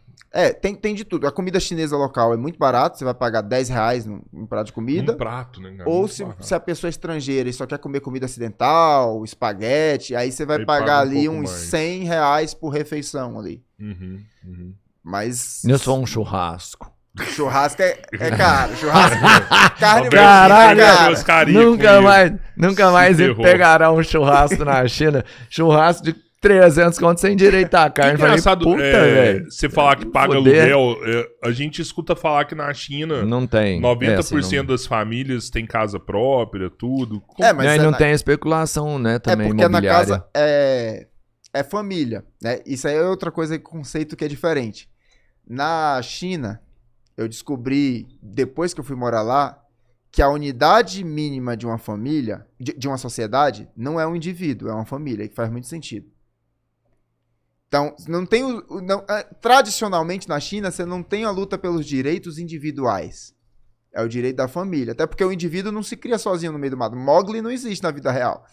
O menino lobo, se você largar ele na selva, ele não cresce. Então, o ser humano, ele só desenvolve e vira um adulto no meio de uma sociedade. Ele depende de uma família para criar ele. Então, o direito à propriedade, à posse, essas coisas na China, sempre foi discutido para a família. A reforma agrária não foi cada indivíduo recebeu terra, foi cada família recebeu uma terra. Então, na zona rural, todas as famílias receberam a terra ali, que aí você pode plantar, criar galinha, porco, você não morre de fome ali. Mas numa região muito empobrecida, às vezes não chegou saneamento básico e tal, mas você consegue sobreviver ali com a riqueza. Aí o que acontece? Essa família colocou a pessoa na escola, a criança passou no vestibular, no teste de exame do ensino médio, e foi para Xangai para estudar na faculdade. Normalmente, o costume da China é a pessoa ficar no dormitório da universidade. Tem um dormitório para abrigar todo mundo. Sim. A universidade chinesa é assim, para os chineses até pouco tempo, beliche, triliche, 6 pessoas num quarto, um banheiro que a galera divide ali, mas você tem uma mesinha para estudar e uma cama ali, você fica. Isso vem desde o ensino fundamental, às vezes. Tem gente que fica de segunda a sexta na escola e volta para casa no final de semana. Na faculdade, você já se muda para a cidade da faculdade e fica lá. Aí você se formou. Aí você quer arranjar um emprego. Aí que começa o aluguel do chinês. Ele não necessariamente compra uma casa na cidade, ele aluga. Ele começa a vida igual quase todo mundo aqui mesmo. Ele vai alugando, mas todo final de semana, ou se deu ruim, não conseguiu emprego, ele volta pra terra natal, ele tem casa. O que acontece, ele sai de lá... E esse cara, esse chinês que está estudando, por exemplo, ele volta pra casa dele, ele tem um passe free de trem-bala, por exemplo? Não, mas ele tem... É barato, eu sei que é barato, é muito barato. Eu sei que muita coisa tem pra estudante. É Não é, isso que meio, é isso que eu não queria é saber. metade igual o Uhum. nosso, mas tem passagem pra estudante, tem... Transporte, cultura, esporte, ele tem alguns coisa benefícios pra mesmo. estudante, é. Ah, inclusive de benefícios eu descobri também depois que eu fui morar agora em Hangzhou, que é bem diferente das políticas de Taiwan. Lá eles têm uma política de primeiro emprego pra segurar os cérebros. Boa, hein? Então, o que é que aconteceu? Eu, dono de escola de mandarim, quero contratar meus colegas de mestrado. Falou, vem trabalhar comigo, aprende um português, vamos dar aula ali. Aí o pessoal muito resistente para vir para empreender comigo, né? Às vezes até meu sócio, porque eles não tinham certeza se o negócio ia dar certo. Depois que eu fui abrir empresa lá, eu descobri que isso é muitas vezes política que não é da China inteira, às vezes é por município, por cidade. Hangzhou tem uma política de incentivo que é tanto para a empresa que contrata alguém que fez mestrado ou doutorado de fora, ele dá uma bonificação para a empresa que conseguiu trazer alguém, quanto o chinês que saiu da graduação, do mestrado ou do doutorado, o primeiro emprego dele, ele ganha uma bolada assim, tipo 50 mil, 70 mil no primeiro emprego. Caralho. Por ser o primeiro emprego dele saindo da faculdade. Então, por que os meus... já comprar uma casinha, sei lá. Já começa alguma coisa, já começa algum projeto dele. Pra ele trabalhar. Porque o que acontece? Por que eles estavam recusando trabalhar comigo? Porque se ele estava planejando fazer um doutorado, ele assina uma carteira de trabalho, por exemplo, ele perde o status de estudante. Aí, quando ele estiver formado em doutor e quiser um emprego, ele não tem é o primeiro emprego mais. Como doutor. Ele só vai ganhar bonificação como mestre ou como graduação, que é menor. Caralho, a bonificação de doutor para incentivar a galera a estudar até lá e pegar o primeiro emprego lá é maior. Um incentivo pra pessoa terminar todos os estudos como doutorado, que o cara vai estudar muito mais. E fazer o primeiro emprego e lá. Uma bolada pra fazer o primeiro emprego naquela cidade. Nem toda cidade tem esse incentivo. E como é que é pra um cara estrangeiro abrir uma empresa lá? É, tranquilo. Assim... Pode ir lá, abre... Você precisa... Você precisa ter um visto, por exemplo. Você precisa ter alguém, um representante legal chinês. Você tem que ter alguém conhecido que você confia pra colocar o nome lá. Porque é isso, o estrangeiro... Você tem que ter um sócio. Tem que ter não precisa ser sócio da participação da empresa. Isso é curioso. É alguém que vai assumir os BO se a sua empresa fizer crime. Merda. Isso tem que ter um chinês. Tem que ter um chinês. Ele não, se você saiu da China e a bomba estourou lá, ele não tem como punir ninguém. O chinês vai ser punido. Responsável. Então você tem que ter um chinês responsável pela empresa. E aí você consegue abrir a empresa. A empresa só tem que ter atividade ativa. Se você... O primeiro ano eles toleram mais, o segundo... Você tem que começar a ter atividade financeira lá. Você não pode abrir uma empresa de fachada e não ter atividade. Não ter receita. Você tem que ter receita. E aí você paga imposto lá, é o quê? Pai, ainda não completei um ano fiscal da empresa, mas tem imposto... É gradativo? Tipo assim, você começa pagando menos, depois vai aumentando. Eu ainda não conversei com o contador disso. Eu abri a empresa agora em dezembro. Ah, boa. E aí mas conseguiu abrir, foi simples. Não foi burocrático, tranquilo. Não teve objeção. Nada. Agora põe ela pra rodar e a hora que ela tiver mais madura... Já pôs um testa de ferro lá, um boi de piranha, né? Agora quer nem saber. Você vira aí, chinesinho, ó. Agora você segura a bronca. E o que tu acha da saúde na China, velho? Como é que você vê isso daí? Cara, é muito bom, apesar de não ser gratuito como a gente gostaria, né? A gente tem o SUS como referência mundial e muita gente que... A discussão, a China é socialista ou capitalista? Aí o pessoal fala, mas a saúde não é de graça. Mas assim, o sistema de saúde deles lá é muito eficiente para não ter um gargalo nos grandes centros. Então, o que é que eu entendo hoje lá? Eu uso o sistema de saúde majoritariamente pagando privado, porque a conta é muito barata. Assim, a conta é muito barata, mas para você estudar na China, para você trabalhar, você precisa ter o seguro-saúde.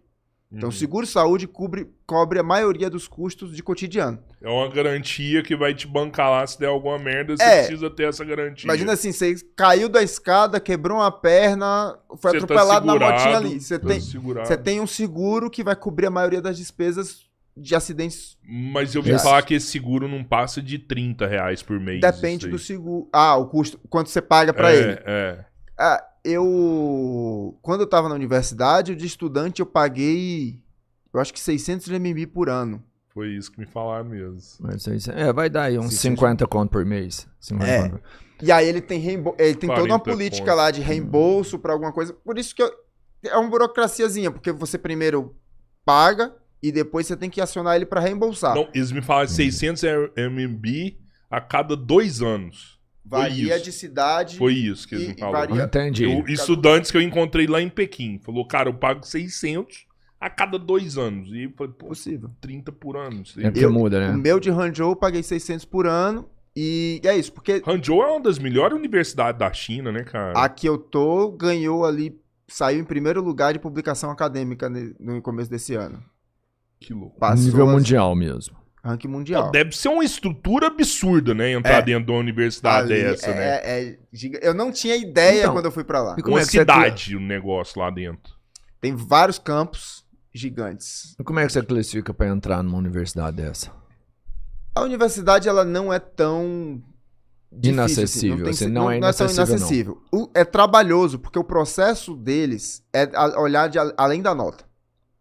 O que mais vocês olham? Então, vamos lá. Pro chinês, é mais difícil pro chinês entrar nas universidades concorridas do que pra gente. Captura de cérebros. O chinês ele vai ter que passar o Gaokao, que é o teste deles do ensino médio. Cal, Uhum. é o vestibular, né? É o Enem deles o ali. Enem. Mas conta também as notas que eles fizeram no ensino médio. Então, se você tiver uma boa nota no Gaokao, mas não tiver uma boa nota no ensino médio, já baixa a sua classificação. E não é só isso que é analisado. Você vai ter ali um plano de estudo, um projeto. Para o estrangeiro, o que vai contar mais é todo esse contexto. Então, vamos lá. Supor que você queira fazer um curso de alguma coisa, estudar na China alguma coisa aí. Imagina que você vai fazer um curso de Engenharia. engenharia. Pode ser. Pronto, vai fazer Entendi. engenharia. Aí você vai ter as suas notas do última instituição de ensino que você estudou. Então, se você vai para o mestrado, você vai apresentar a graduação. Se você vai fazer graduação, você vai apresentar as notas do ensino médio. Não tem o Gaokao para estrangeiro. Você vai ter que ter carta de recomendação de professores falando por que você merece ter aquela vaga. Você tem que ter um plano de estudo por que você escolheu aquela universidade. E aí, se o curso for em inglês ou em mandarim, porque a universidade na China tem muito curso em inglês, você vai provar a proficiência naquele idioma. Não, eu quero o curso em inglês, mas aqui é meu teste de proficiência em inglês. Eu vou em mandarim, aqui o teste de proficiência em mandarim. Aí você mostra isso. Se for em mandarim, já é um passo na frente, porque tem todo um contexto de... Esse cara já estudou mandarim antes, vai ter menos choque cultural, ainda mais para bolsa de estudo. É mais difícil esse cara desistir. O cara já tá estudando mandarim do que o outro que chegou lá sem falar nada de mandarim. Então, o mandarim já é um diferencial muito grande para conseguir bolsas lá. Uhum. Então, você vai passar por esse processo de análise dos papéis, só que você tem 2 caminhos para concorrer, principalmente quem está pensando em bolsas. Tem a bolsa que é selecionada pela Embaixada da China, aqui no Brasil. Então, você vai concorrer com todos os brasileiros que querem estudar na China, para pegar a bolsa. Ou você pode ir direto para a universidade, que você vai concorrer com todos os alunos do mundo todo que estão querendo para aquela universidade o curso que você escolheu de engenharia, aqui no caso. Então você não vai concorrer com um brasileiro que quer fazer biologia em outra universidade. Se você se inscrever direto com a universidade, você vai concorrer com outras pessoas de engenharia para aquela universidade. Então, são 2 caminhos. E na universidade tem também estar alinhado com os objetivos da universidade. Então, quando eu tentei por esses 2 caminhos. Eu tentei pela bolsa da embaixada e eu tentei direto para a universidade. Manda toda essa documentação, exame médico também, manda para eles. Eu tentei em 2 universidades, uma em Xangai e a de Hangzhou. A de Hangzhou, no ranking, está muito acima da de Xangai. Mas o curso que eu queria de ensino de mandarim, a de Xangai é um pouco melhor do que a minha de Hangzhou. Quando você compara os cursos. Tá? Eu tentei as 2. Eu fui recusado na de Xangai, depois da entrevista, e fui aceito na de Hangzhou. Que na minha cabeça não fazia sentido por a de Hangzhou ser melhor estruturalmente. Mas o que é que explica isso? A de Hangzhou, a minha universidade, que é a Zhejiang University, é a universidade da província de Zhejiang. É como se fosse a estadual deles. Estado de Janeiro. ela tem interesse em fazer parceria com universidades da América Latina. Ela tem interesse em aproximar com a América Latina. Então, o fato de eu ser brasileiro já deve ter contado ponto. Ele fala assim, ó, eu prefiro ter um aluno do Brasil do que um aluno da Tailândia. Quando a gente precisar do projeto, ele tá bem Isso encaixado. já tá alinhado lá dentro. Exato. Planejamento Porque a longo prazo. projeto da universidade. A segunda coisa foi, porque a minha formação é administração, não é em línguas. Então, a de Xangai estava mais exigente nisso. Na entrevista, eles perguntaram, vem cá, você tem um monte de concorrente aqui que vem de graduação de mandarim, de ensino de mandarim. Como é que você vai fazer para superar eles no mestrado? Eu falei, eu vou me dedicar, mas aí minha concorrência era a gente da Malásia, que já falava mandarim, já estudou isso, gente da Tailândia. Então eram concorrências diferentes em contextos diferentes.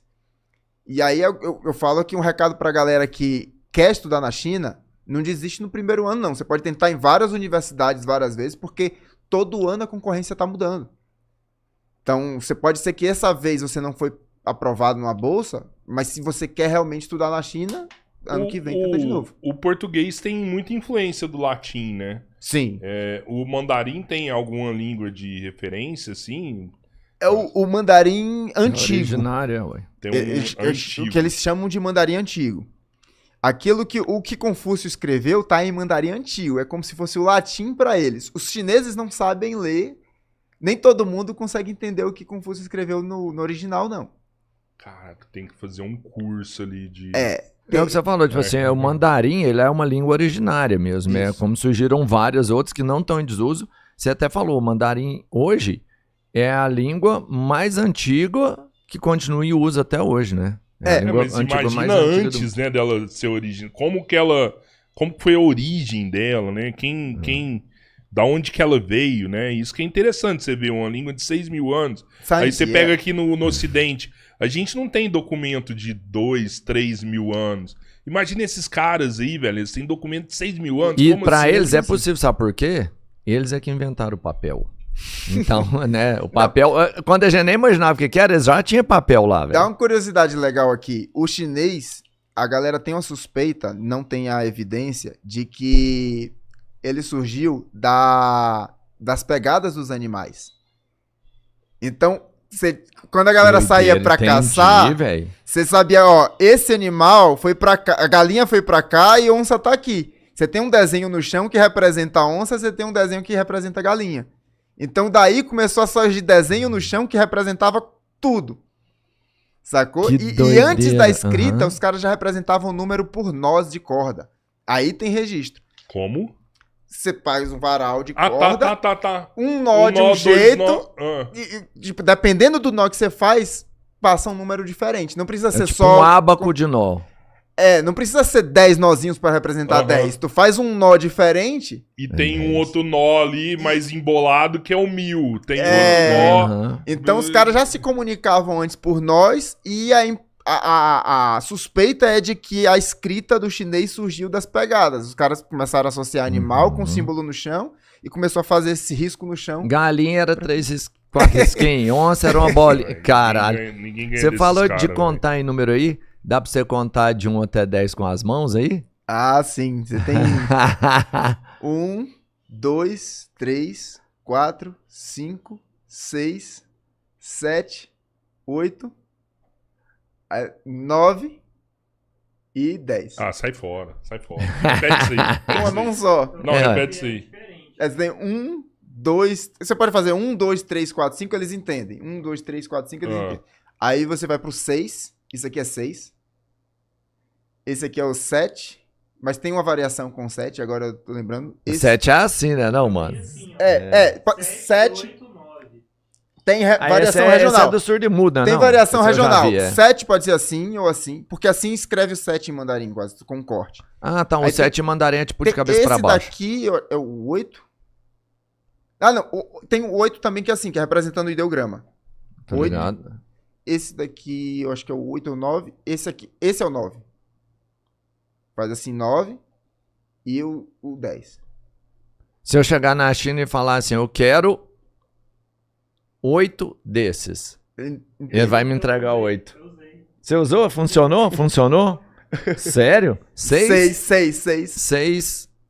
E o cara vai te dar. O que 7... você comprou 6 lá? O que você Não, comprou? era 6 yuan. Ah, tá. Ah, 6 valor. Você Aham. pagou, você era 6 Seis. yuan. Olha só. O Pedrão tá na frente. Ah, olha, eu Esse faço- aqui é rapaz. 6, o hang loose pra Deus, assim, do Ronaldinho. Eu sei. Inclusive, quer dizer, é uma gíria pra dizer que é legal lá. Você fala que a pessoa chama de 6 pra dizer que é legal. Foi massa. O 6 legal. também é legal. Ah, Pô, esse é meio universal, né? aqui no Ocidente, com esse conflito que tá tendo nos Estados Unidos, Israel, Irã, o pessoal tá falando que vai abalar muito a China, porque a China tem uma dependência de petróleo, né? E acaba que ela comprava petróleo do Irã que passava pelo Estreito de Hormuz lá. Como que o chinês está vendo essa guerra lá? Eles falam sobre isso lá? Tá impactando a China mesmo? Cara, eles falam assim, sempre vai ter gente que fala. A China é muito grande, 1,4 bilhão vai ter gente. Se procurar na internet, você vai ver a galera falando, né? Mas não é, a gente vai evitar só de colocar o que é da internet como a China inteira, que nem a gente faz aqui no Twitter. Você acha que tá acontecendo alguma coisa no Twitter e na verdade, na vida real, a galera não tá falando muito disso. Então, os chineses, no dia a dia, não falam muito desse problema, não. Mas quem conversa sobre isso, quem tá nas redes sociais, no geral, eles têm uma postura anti-Estados Unidos. O Trump, pra eles, está sendo uma piada lá de ser o cara que tá construindo a China, porque cada decisão que o Trump tá fazendo tá beneficiando a China. Então, Como assim? Tipo assim. ele tem, o Trump tem um apelido que é Jianguo. Jianguo significa construir o país. Na China, existe um costume de você colocar o nome da pessoa com base no fenômeno histórico que está acontecendo. Na década de 60, 50, era um nome muito popular esse Jianguo, porque o governo estava construindo o país. Então a pessoa nasceu, o nome dele representa construção de país, porque todo mundo está desejando, né? Então, é muito comum você ver essa galera aqui que nasceu na década de 60 até 70, esse nome Jianguo é popular. E aí os chineses apelidaram o Trump de Jianguo, porque ele está construindo a China hoje. Ele está fazendo parte da construção da China, porque cada decisão que ele faz é um tiro no pé. Quando ele sanciona a Rússia, ele aproximou a Rússia da China. Tá fazendo, a Rússia e a China estão fazendo comércio direto. Os chineses de 2012, eles praticamente não tinham comércio na moeda própria.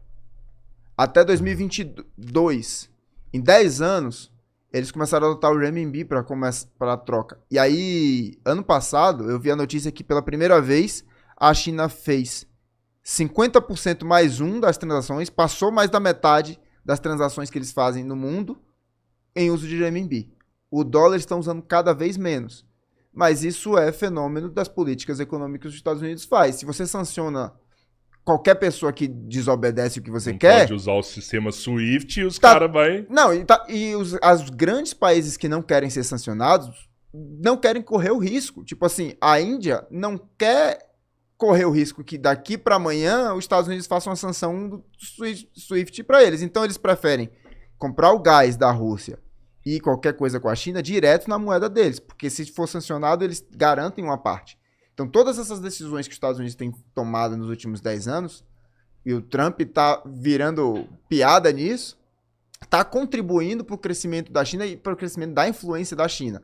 A gente aqui tá muito distante da China, apesar da China já ser o maior parceiro comercial do Brasil, mas a pessoa não tem noção de como tá os vizinhos da China. Paquistão, a Rússia, Tailândia, o Laos, Camboja, Quirguistão, Turcomenistão, todos esses países estão cada vez mais sob influência da China. O mandarim tá virando o inglês nessa região lá, né?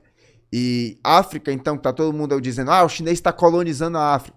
Os africanos estão tipo assim, é a primeira vez... Eles podem estar ganhando muito dinheiro, emprestando dinheiro pra gente, mas é a primeira vez que um país está tratando a gente de igual para igual, que nem gente. Porque até década de 80, 90, a Europa colonizava a Europa. Então, o que a Europa tá reclamando da presença da China lá? Se os chineses sentam para negociar, não quer instalar base militar lá, você pode falar o que for. É armadilha da dívida. Até agora não tem prova, porque os caras perdoaram dívida de vários países, estão no emprego, os caras estão precisando de porto, estão precisando de ferrovia, e a China está construindo tudo para eles. Desenvolvimento. Então, para os africanos, que inclusive na China tá cheio de gente de país africano lá, e não quer voltar, ou quando volta quer trabalhar com mandarim. Pô, você falando aí, até que eu mandar um abraço aqui pra Catiane Cavalcante, que tá aí. Manda que tá orgulhosa de ver aqui. Tá orgulhosa aí. Olha só. Mas enfim.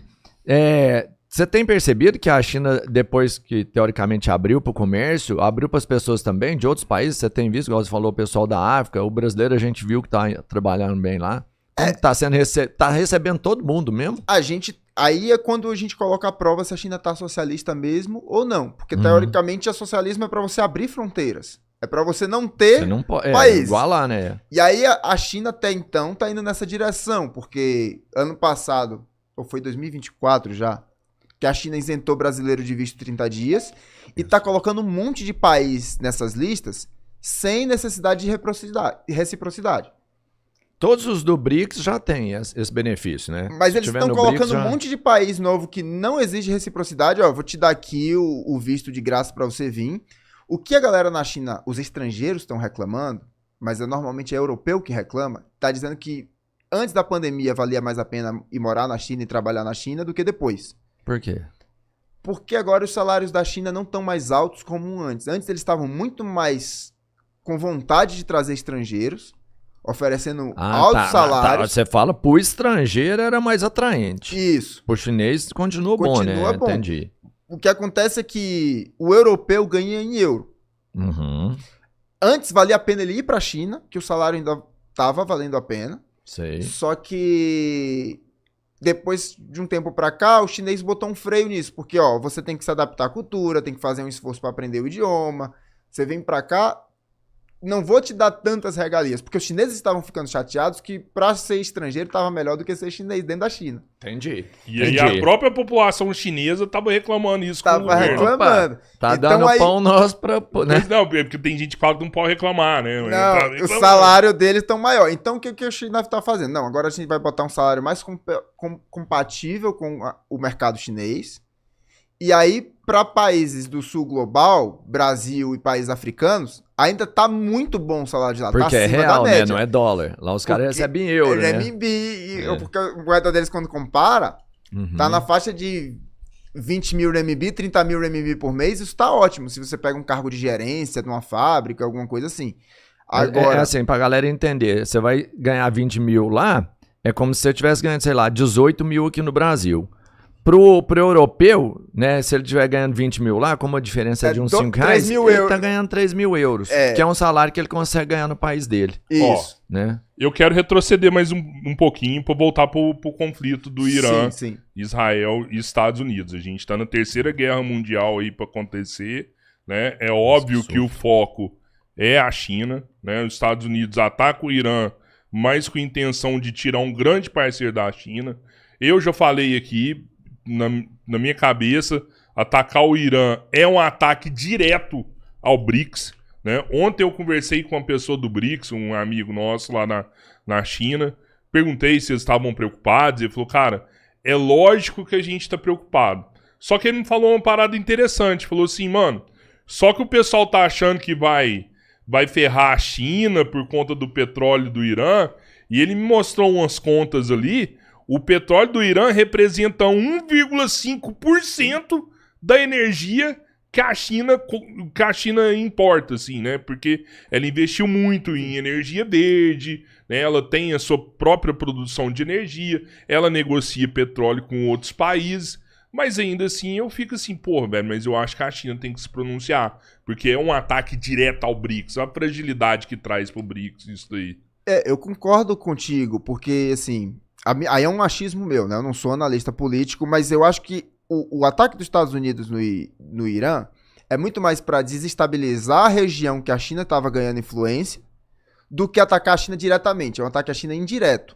Sim. E aí tem essa pressão de que, como é que esse BRICS vai responder quando acontece algo assim? Eu acho que é um teste que os Estados Unidos assumiram um risco de fazer, apesar de que tem uns especialistas falando que qualquer resultado, os Estados Unidos perde.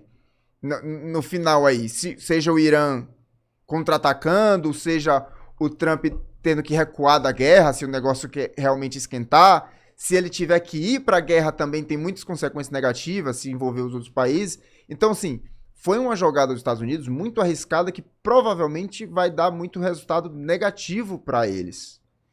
E aí, a minha percepção é essa, é testar o bloco do BRICS, causar a desestabilização na região, porque o Irã, a galera não tem noção do mapa, mas eu olhei recentemente, tá 1.000 quilômetros da China.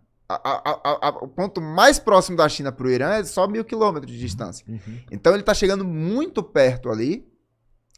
E não sei o que a China vai fazer agora a partir disso. A China tende a não intervir. A população meio que não faz diferença. Eles se sentirem protegidos pelo governo, tanto faz. Eles são meio que anti-Estados Unidos em geral, eles são contra o ataque do Irã, enquanto aqui no Brasil tem um monte de gente que apoia o ataque ao Irã. Na China, normalmente, a opinião é quase unânime que são contra esse tipo de intervenção. Eles são contra você intervir nos outros países. Mas para o Estado chinês, eu acho que vai ter aí a preocupação de como é que a gente vai lidar com isso a partir de agora. Como é que o BRICS vai... Porque a China hoje está uma liderança do BRICS. Então ele vai ter que pensar assim, o que ele disser como vai ser, né? Ele vai girar um precedente para os próximos capítulos. Então, se a China intervir no Irã usando a desculpa do BRICS, vai depois ter que intervir quando for com a Rússia, vai depois ter que intervir quando for com o Brasil, vai ter que se for com a Índia, com todo mundo que ele convidou para o BRICS, ele vai ter que intervir se ele intervir, no caso do Irã, para isso. Então, a China ela é muito cautelosa. Verdade. Só que ela não costuma intervir em relação... Ela não interviu no Afeganistão. Quando o Talibã tomou o poder lá, ela faz negócio normal. Então, independente do que vier de governo depois do Irã, a China vai tentar manter as mesmas relações com o governo que chegar lá. Se tiver uma revolução e o pessoal tirar os ayatollah de lá, a China vai negociar igual, não vai mudar. Mas se ela intervir por ser BRICS, vai criar um precedente. Aí ela tem que fazer isso com todos com depois. todos. E eu acho que a China ainda não quer fazer essa movimentação. Ela quer esperar o máximo que puder para intervir. Acho que está na meta de 2049, quando fechar 100 anos do comunismo, ela vai mudar as políticas dela internacional. 100 anos de comunismo? É porque o partido fez 20 planos quinquenais de 1949 a 2049. Já tem esses 20 planos traçados? Eles que tá no 15º agora. 15º, faltam só 5 planos quinquenais. Uhum. E aí a meta é, quando completar 100 anos, fazer... Eles têm lá descrito no objetivo de governo deles. É um país bonito, moderadamente próspero. Isso é declarado publicamente o que eles esperam para o país. Eles estão desenvolvendo isso, junto com as necessidades que vão acontecendo a cada plano quinquenal. A prioridade hoje é a autonomia energética. Então, os caras estão fazendo energia limpa, desenvolvendo pra caramba, painel solar, ser menos dependente do petróleo, de importação. Então, a China vai vendo os problemas que vão acontecendo e vão atualizando os planos. Mas, quando chegar em 2049, eles vão traçar provavelmente mais uma nova forma de lidar, tanto na política internacional quanto internamente, a partir da primeira etapa concluída. Então, a primeira etapa do socialismo da China, com características chinesas, vai até 2049. Depois, provavelmente, os caras devem fazer mais uma meta de mais 100 anos. Mais 100 anos. Só que eu acho que eles estão com pressa porque os Estados Unidos está pressionando eles para resolver isso antes de 2049. A mesma pressa que eles têm com Hong Kong, por exemplo, que eles querem antecipar ali. Eu acho que para os chineses eles tinham esperança de que Hong Kong é até 2046. Eles esperam. E Taiwan, eu acho que a expectativa é de que Taiwan, em um momento, quisesse entrar para a China por livre e espontânea vontade nesse período aí. Eles não têm... Aqui no Ocidente, as pessoas veem Mao Zedong totalmente diferente de Deng Xiaoping, né? Tipo, como se Mao Zedong quisesse acabar com a China e Deng Xiaoping que salvou a China trazendo o capitalismo. Eu tenho a impressão que o chinês vê como um plano quinquenal mesmo. Um projeto que deu sequência e fazia parte desse plano ter um Deng Xiaoping para fazer essa abertura. Eles são muito diferentes, mas eles não são tão antagônicos quanto muita gente coloca. Então, os dois, eles querem o bem pro povo, só que por estratégias diferentes. O que o DEM fez foi uma manobra muito arriscada da abertura de mercado, sem saber se o país estava pronto para isso.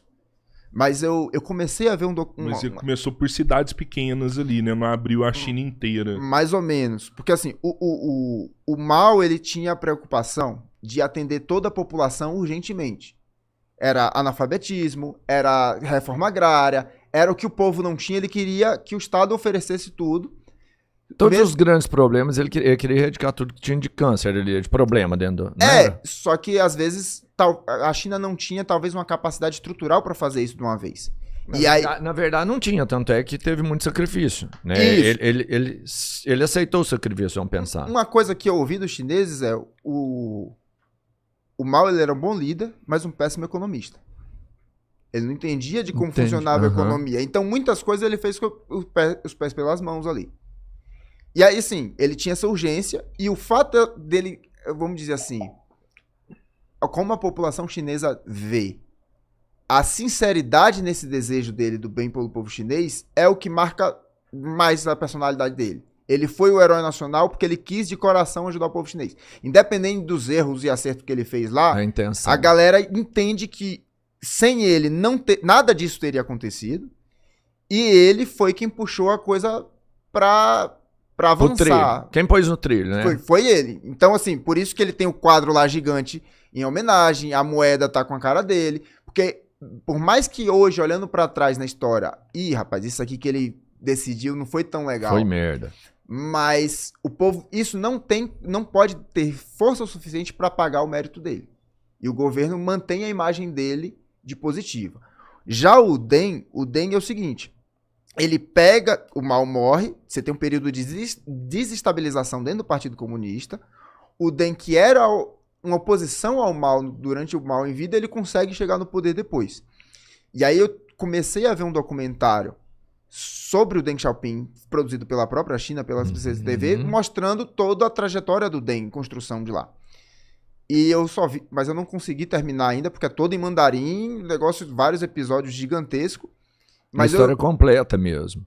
Bem aprofundado no documentário, tá no Bilibili, gratuito, só que tá todo em mandarim. Legal. E aí eu comecei a ver... Tem episódio nosso no Bilibili. Já tem, eu vou olhar depois. Vai lá pra você ver. Bilibili é o YouTube do chinês.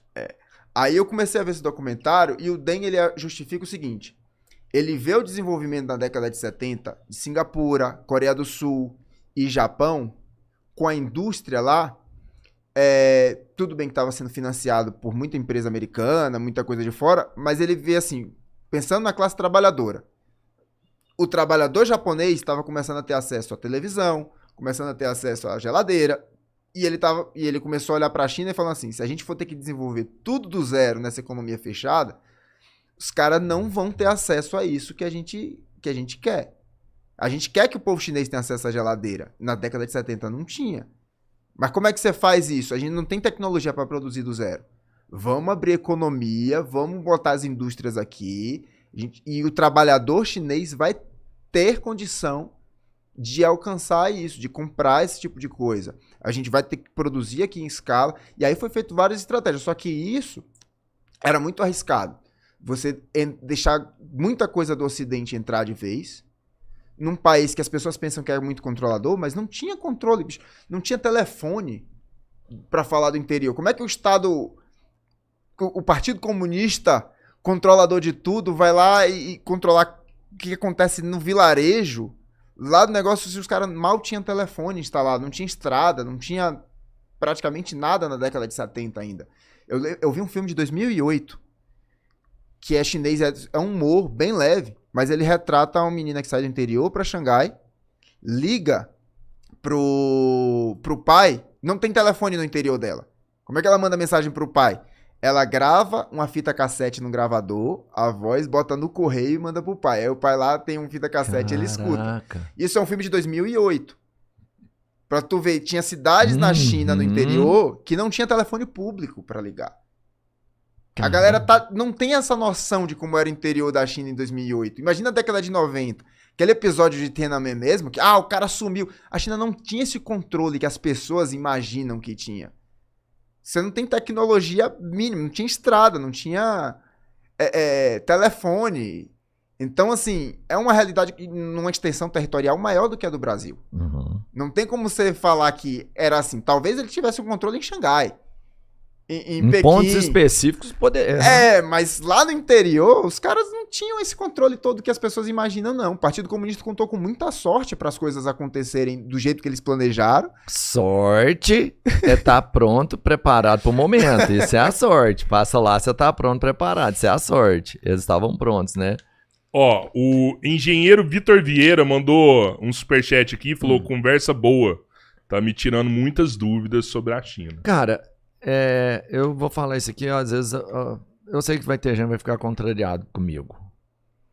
Mas foi, pra mim, uma das melhores explicações sobre China que a gente já teve, sabe? Foi uma das coisas mais reais, mais simples que eu digo no contexto de que as pessoas entenderam, enxergaram o que foi passado aqui, sabe? Boa. Em outras conversas, as pessoas querem aprofundar muito, querem trazer contexto. O que você trouxe pra mim sobre China foi talvez o melhor episódio. Pode voltar mais vezes. Cara, fico muito feliz em escutar isso, É porque foda. o meu forte, assim, no meu ver, tira modéstia à parte, é justamente explicar a compreensão que eu tenho da China para que Sim. todo mundo consiga entender. Nos eu olhos- faço isso nos olhos- no mandarim, entendeu? Eu tô lá 18 anos, então eu tô vivendo isso, e os alunos estão perguntando isso o tempo todo. E eu, sinceramente, eu só fui estudar mesmo a China para conseguir explicar para os alunos, foi de 2018 para cá, quando eu abri a escola. Então, antes, eu tinha uma visão ainda muito taiwanesa sobre esse fenômeno. Entendo, velho. Então, eu me aprofundei isso aos poucos, mas eu tinha noção da cultura, de como eles se relacionavam. Eu vivendo lá, a experiência de pegar um trem de Pequim para Hong Kong em 2010, porque você fala assim do trem bala que não tinha, mas não tinha smartphone. Tipo assim, o iPhone foi lançado em 2007, até 2010 o top ainda era o BlackBerry. Aí, eu ainda não tinha smartphone. Então, tipo assim, foi chegar em Shenzhen, descobrir onde é que eu tava e ir no Lan House procurar hotel. Caramba, tá tinha ligado? Lan House lá, você entra Sabe? ali. A tecnologia era uma parada assim. Quando eu fui pra Taiwan a primeira vez, eu liguei pra minha casa no Brasil de telefone público. Comprei cartão telefone na África do Sul. Cheguei, tô vivo. Aí chega lá, 2008 era assim, sabe? 2010 era assim. Então, essas Mas experiências... olha o que é um planejamento, olha o salto, cara. Porque aí não foi um passo, isso foi um salto e é planejado. Pô, você tava falando assim do que você aprendeu depois da escola, e é uma curiosidade, eu acho que muita gente tem essa curiosidade, que é tipo assim, a China sempre foi muito fechada para os costumes, para as tradições, e até hoje ela procura manter sua língua, seu costume, sua tradição, né?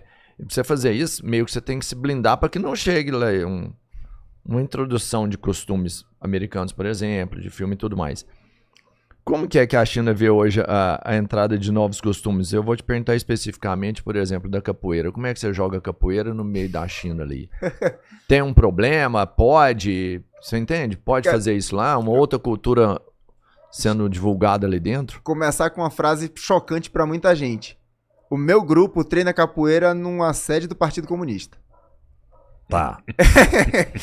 Então... É a capoeira comunista. Não, e eu digo mais aqui, pra gente reforçar a ideia da política internacional. Mas tudo lá é do Partido Comunista, não é? Quem me apresentou a capoeira de lá de Xangai foi uma russa. Então é uma russa apresentando o grupo de capoeira pra um brasileiro na China. É o BRICS, entendeu? Só falta o indiano jogar com a gente lá. Mas é isso. Eu sou africano ali também, pô. Tem um cara de Togo. Tem um cara tá de vendo? Togo Tem lá. tudo mesmo, hein? Então, assim, a China ela sempre foi aberta e curiosa para culturas externas. Se você for olhar as primeiras igrejas, o cristianismo chega lá muito tempo atrás. Tem muçulmano na China há muito tempo. O budismo é uma religião estrangeira na China. Por mais que a gente veja hoje, associe China e budismo tá ali perto, veio da Índia há quase 2000 anos. Verdade. E os chineses sempre estiveram abertos a culturas novas, assim. Então, essa visão de que o chinês é muito fechado, ela é um pouco distorcida. Eu não vou dizer que está errada, porque tem uma barreira ali. Porque você tem duas coisas. Você tem a política do Estado chinês em proteger a sua cultura e valorizar o seu. Então, cinema, música, incentivar o que é nacional. Mas você também tem a população que é bairrista, sabe? Tá. Então, não vem chegar com queijo brie, gorgonzola lá pro mineiro, o cara falar, o queijo Minas aqui é muito melhor, pô. Opa, e qual que é a dúvida, né? Entendeu? Então lá na China, os caras têm 6 mil anos de história, eles vão preferir a comida deles, a música deles, a dança deles, naturalmente. E vai ter uma galera que é curiosa e vai experimentar o novo. Então o caso da capoeira é algo parecido com isso. Peraí, eu nunca vi isso. Primeiro vem a curiosidade. É dança, é luta, e tem ritmo, e eu quero aprender a fazer essas coisas que parecem acrobacia. Aí a pessoa começa a entender que tem música, aí vai aprender a cantar, e o que é que significa isso na música. Aí os caras entram num universo que eles não conheciam. E a capoeira, ele tem um mundo lá dentro mesmo, né? Tem música, tem fé, tem uma relação social, tem história, os caras vão aprendendo. E aí conquista muita gente. Eu acho que fora do Brasil a capoeira é muito popular entre vários gringos e com o chinês não é diferente. A questão é que é só uma ponta do início para eles mergulhar na cultura brasileira. Então, depois que ele começa pela capoeira, ele vai descobrindo samba, ele vai descobrindo outras coisas. E eu acho legal porque é a galera que tá indo se aproximando da cultura brasileira, que não é sempre pelo futebol. Verdade. A galera tá indo por um outro caminho, aprendendo português. Eles conhecem muito bem da cultura brasileira porque a capoeira carrega isso culturalmente. Vai falar de comida, nas músicas da capoeira que não são traduzidas, eles têm que aprender em português, eles vão descobrindo um monte de coisa. Por que é que capoeira fala tanto de mar, jogando na beira-mar, o pescador, Iemanjá? Aí, até para eu explicar isso, eu tenho que resgatar a minha própria história e identidade, Salvador. Boa, hein? E aí eu passo para eles, isso ficou muito legal comigo. Eu comecei a capoeira em setembro e, pô, é uma troca imensa, que eles perguntam, eu aprendo e passo para eles e vou aprendendo sobre a minha própria cultura. E é uma descoberta muito legal, porque diferente de muita gente que mora fora do Brasil, eu valorizo muito a cultura brasileira. Eu acho que a gente, como eu falei, a gente tem muito que aprender com eles e eles com a gente, e é uma troca muito legal. Eu acho que o chinês é um povo mais parecido com o brasileiro que eu conheço. E, determinado as suas comparações Sim, devidas. Eu entendo, é um né? povo que o tipo é de ser amigável. humano, né? Às vezes não é a cultura, mas o ser humano em si, né? Sim. Legal. Ó, o Leandro Ferreira, que é membro aqui do Três Irmãos, mandou R$50. Comentou que bela surpresa ver o Guhan com vocês. Aproveitem que o cara manja muito. Um excelente professor. Grande abraço aí, Guhan. Valeu pelo superchat. Valeu. E você quer estudar, ter bons professores, é importante você se cuidar também. Para se cuidar, o Três Irmãos tem uma promoção incrível, que é a Creatina Soldiers, que é a creatina mais barata do Brasil. Você consegue comprar creatina por R$18, gente. R$18 um pacote de creatina. Cara, e isso é a mais barata e do ainda Brasil com mesmo, o hein? cupom do Três Irmãos, você ainda tem um desconto aí. Mas se você já usa creatina, já tá inserido na sua dieta, no seu dia a dia, quer comprar muito, na Soldiers tem creatina a partir de 1 quilo, que com o cupom Três Irmãos também você tem um mega desconto. Então entra aí na Soldiers, adquira, tem o link, tem o QR Code, tem tudo aí. Tá tudo ali. Escaneia o Olha lá, QR Code velho, na tela Aponta aí. o QR Code lá, cabeleira. Escaneia o QR Code na tela, você já entra lá e adquire a Aponta, sua você tá creatina errado, da cabeleira, Soldiers. aponta ali. Não, R$18 tá mais barato que na China. Não, barato demais. Mais barato. É produto Mano, da... e eu vou não, te falar não pode o que... isso, não pode falar isso. Não pode não, mas eu vou te falar o que, Tá- que é essa bom o preço. creatina. A creatina, todo mundo associou ela para o porte físico, mas a creatina tem milhares de estudos mostrando a capacidade Sim. que ela dá de concentração, de melhora de pensamento, enfim, é pro corpo inteiro. E a deles é a mais barata, entendeu? Cara, tá muito bom. É muito barato. Muito bom. Irmão, obrigado, cara. Eu ficaria mais 2, 3 horas conversando Cara, com você, mas você o tem que ir tempo- pro aeroporto. O tempo Já, passa velho. ali aqui, cara, Já. tá na hora já. Se Porra. der uma treta igual deu aquela no almoço, você fica aqui Deixa eu pra te amanhã, falar, viu? Ah. tombou um caminhão na ponte no Eu Uberlândia, fiquei você parado viu? lá, ué, viu? Ah, você viu, né? Eu fiquei 2 Mas horas. na ida. 2 horas parado. Na ida, porra. Tombou Não, o vai dar caminhão tudo no sólido. certo. Vai dar tudo Pô, certo. quem quiser te seguir aí, Gohan, Então, tem... redes sociais. As redes sociais é Guhan Mandarim, todas as redes. Você vai achar YouTube, Instagram, tudo é Guhan Mandarim. Então, Guhan é G-U-H-A-N. U-H-A-N. É E isso aí. Mandarim como a gente escreve em português, Mandarim. Guhan, Mas no Instagram é Guhan Laoshi. O que eu conto mais da minha vida, que eu mostro mais a realidade lá na China, tá no Guhan Laoshi. Laoshi. Esse é o bom. Esse é o que eu falo mais. O outro é escola, né? Escola de mandarim, pra quem quiser aprender e acompanha lá. Sério? Dá pra te chamar lá pra aprender mandarim com você? Cara, a gente tem um projeto de graça no YouTube. Então, eu acho que é legal falar pra galera toda semana. Agora que eu tô no Brasil, eu parei pela primeira vez em 6 anos as aulas gratuitas no YouTube. Mas a gente vai voltar. Vou voltar pra China. Toda semana tem aula gratuita lá. E a galera que quer aprender com o curso, ter acesso a todo o material, também a gente tem promoção. Pode divulgar agora? Claro, pô. Vai divulgar, vai ter merchan, vamos então, lá. Merchan, a gente tá em promoção agora, começando que é muito conteúdo. Eu faço um material bem robusto pra galera sair do zero ao avançado. Então a gente paga assinatura, trimestral ou anual. É assim que funciona. A promoção é até o mês de março, o final do mês de março. Se assina um, ganha outro. Se assinou um trimestre, leva um semestre, leva 6 meses. Se assinou um ano, vai levar 2. Olha aí. Porra, já mano. dá pra você assinar pra você, pro seu filho dar de presente. Pro cara começar, o que seria? Uns 6 meses ele Eu vira acho que um 6 meses ele iniciante? tá falando básico Um iniciante. lá. Eu digo que dedicação diária, até 100 dias.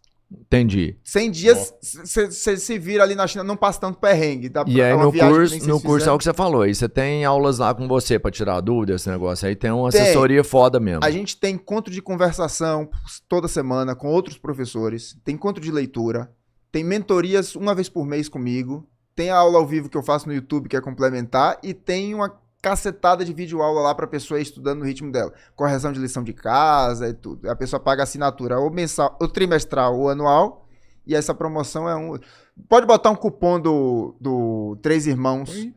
A gente dá 10% de desconto pra quem colocar 3 irmãos pra gente saber quem veio daqui. Olha aí. Vamos lá então, hein? Vamos lá. Nossa. 3, Aprendam. escreve o 3, 3 numeral, irmão sem tio, E aí você vai ganhar 10% de desconto aí em pra você cima aprender. da promoção. Pra você aprender Tem a mandarim. promoção geral que já Boa. tinha mais os 10. Isso. Não, é a única chance que você tem de aprender mandarim tão barato assim. Irmão, obrigado, cara. Obrigado mesmo. Cara, eu que agradeço. Valeu pelo papo aí. espaço. Volte mais vezes. Vou voltar. Boa.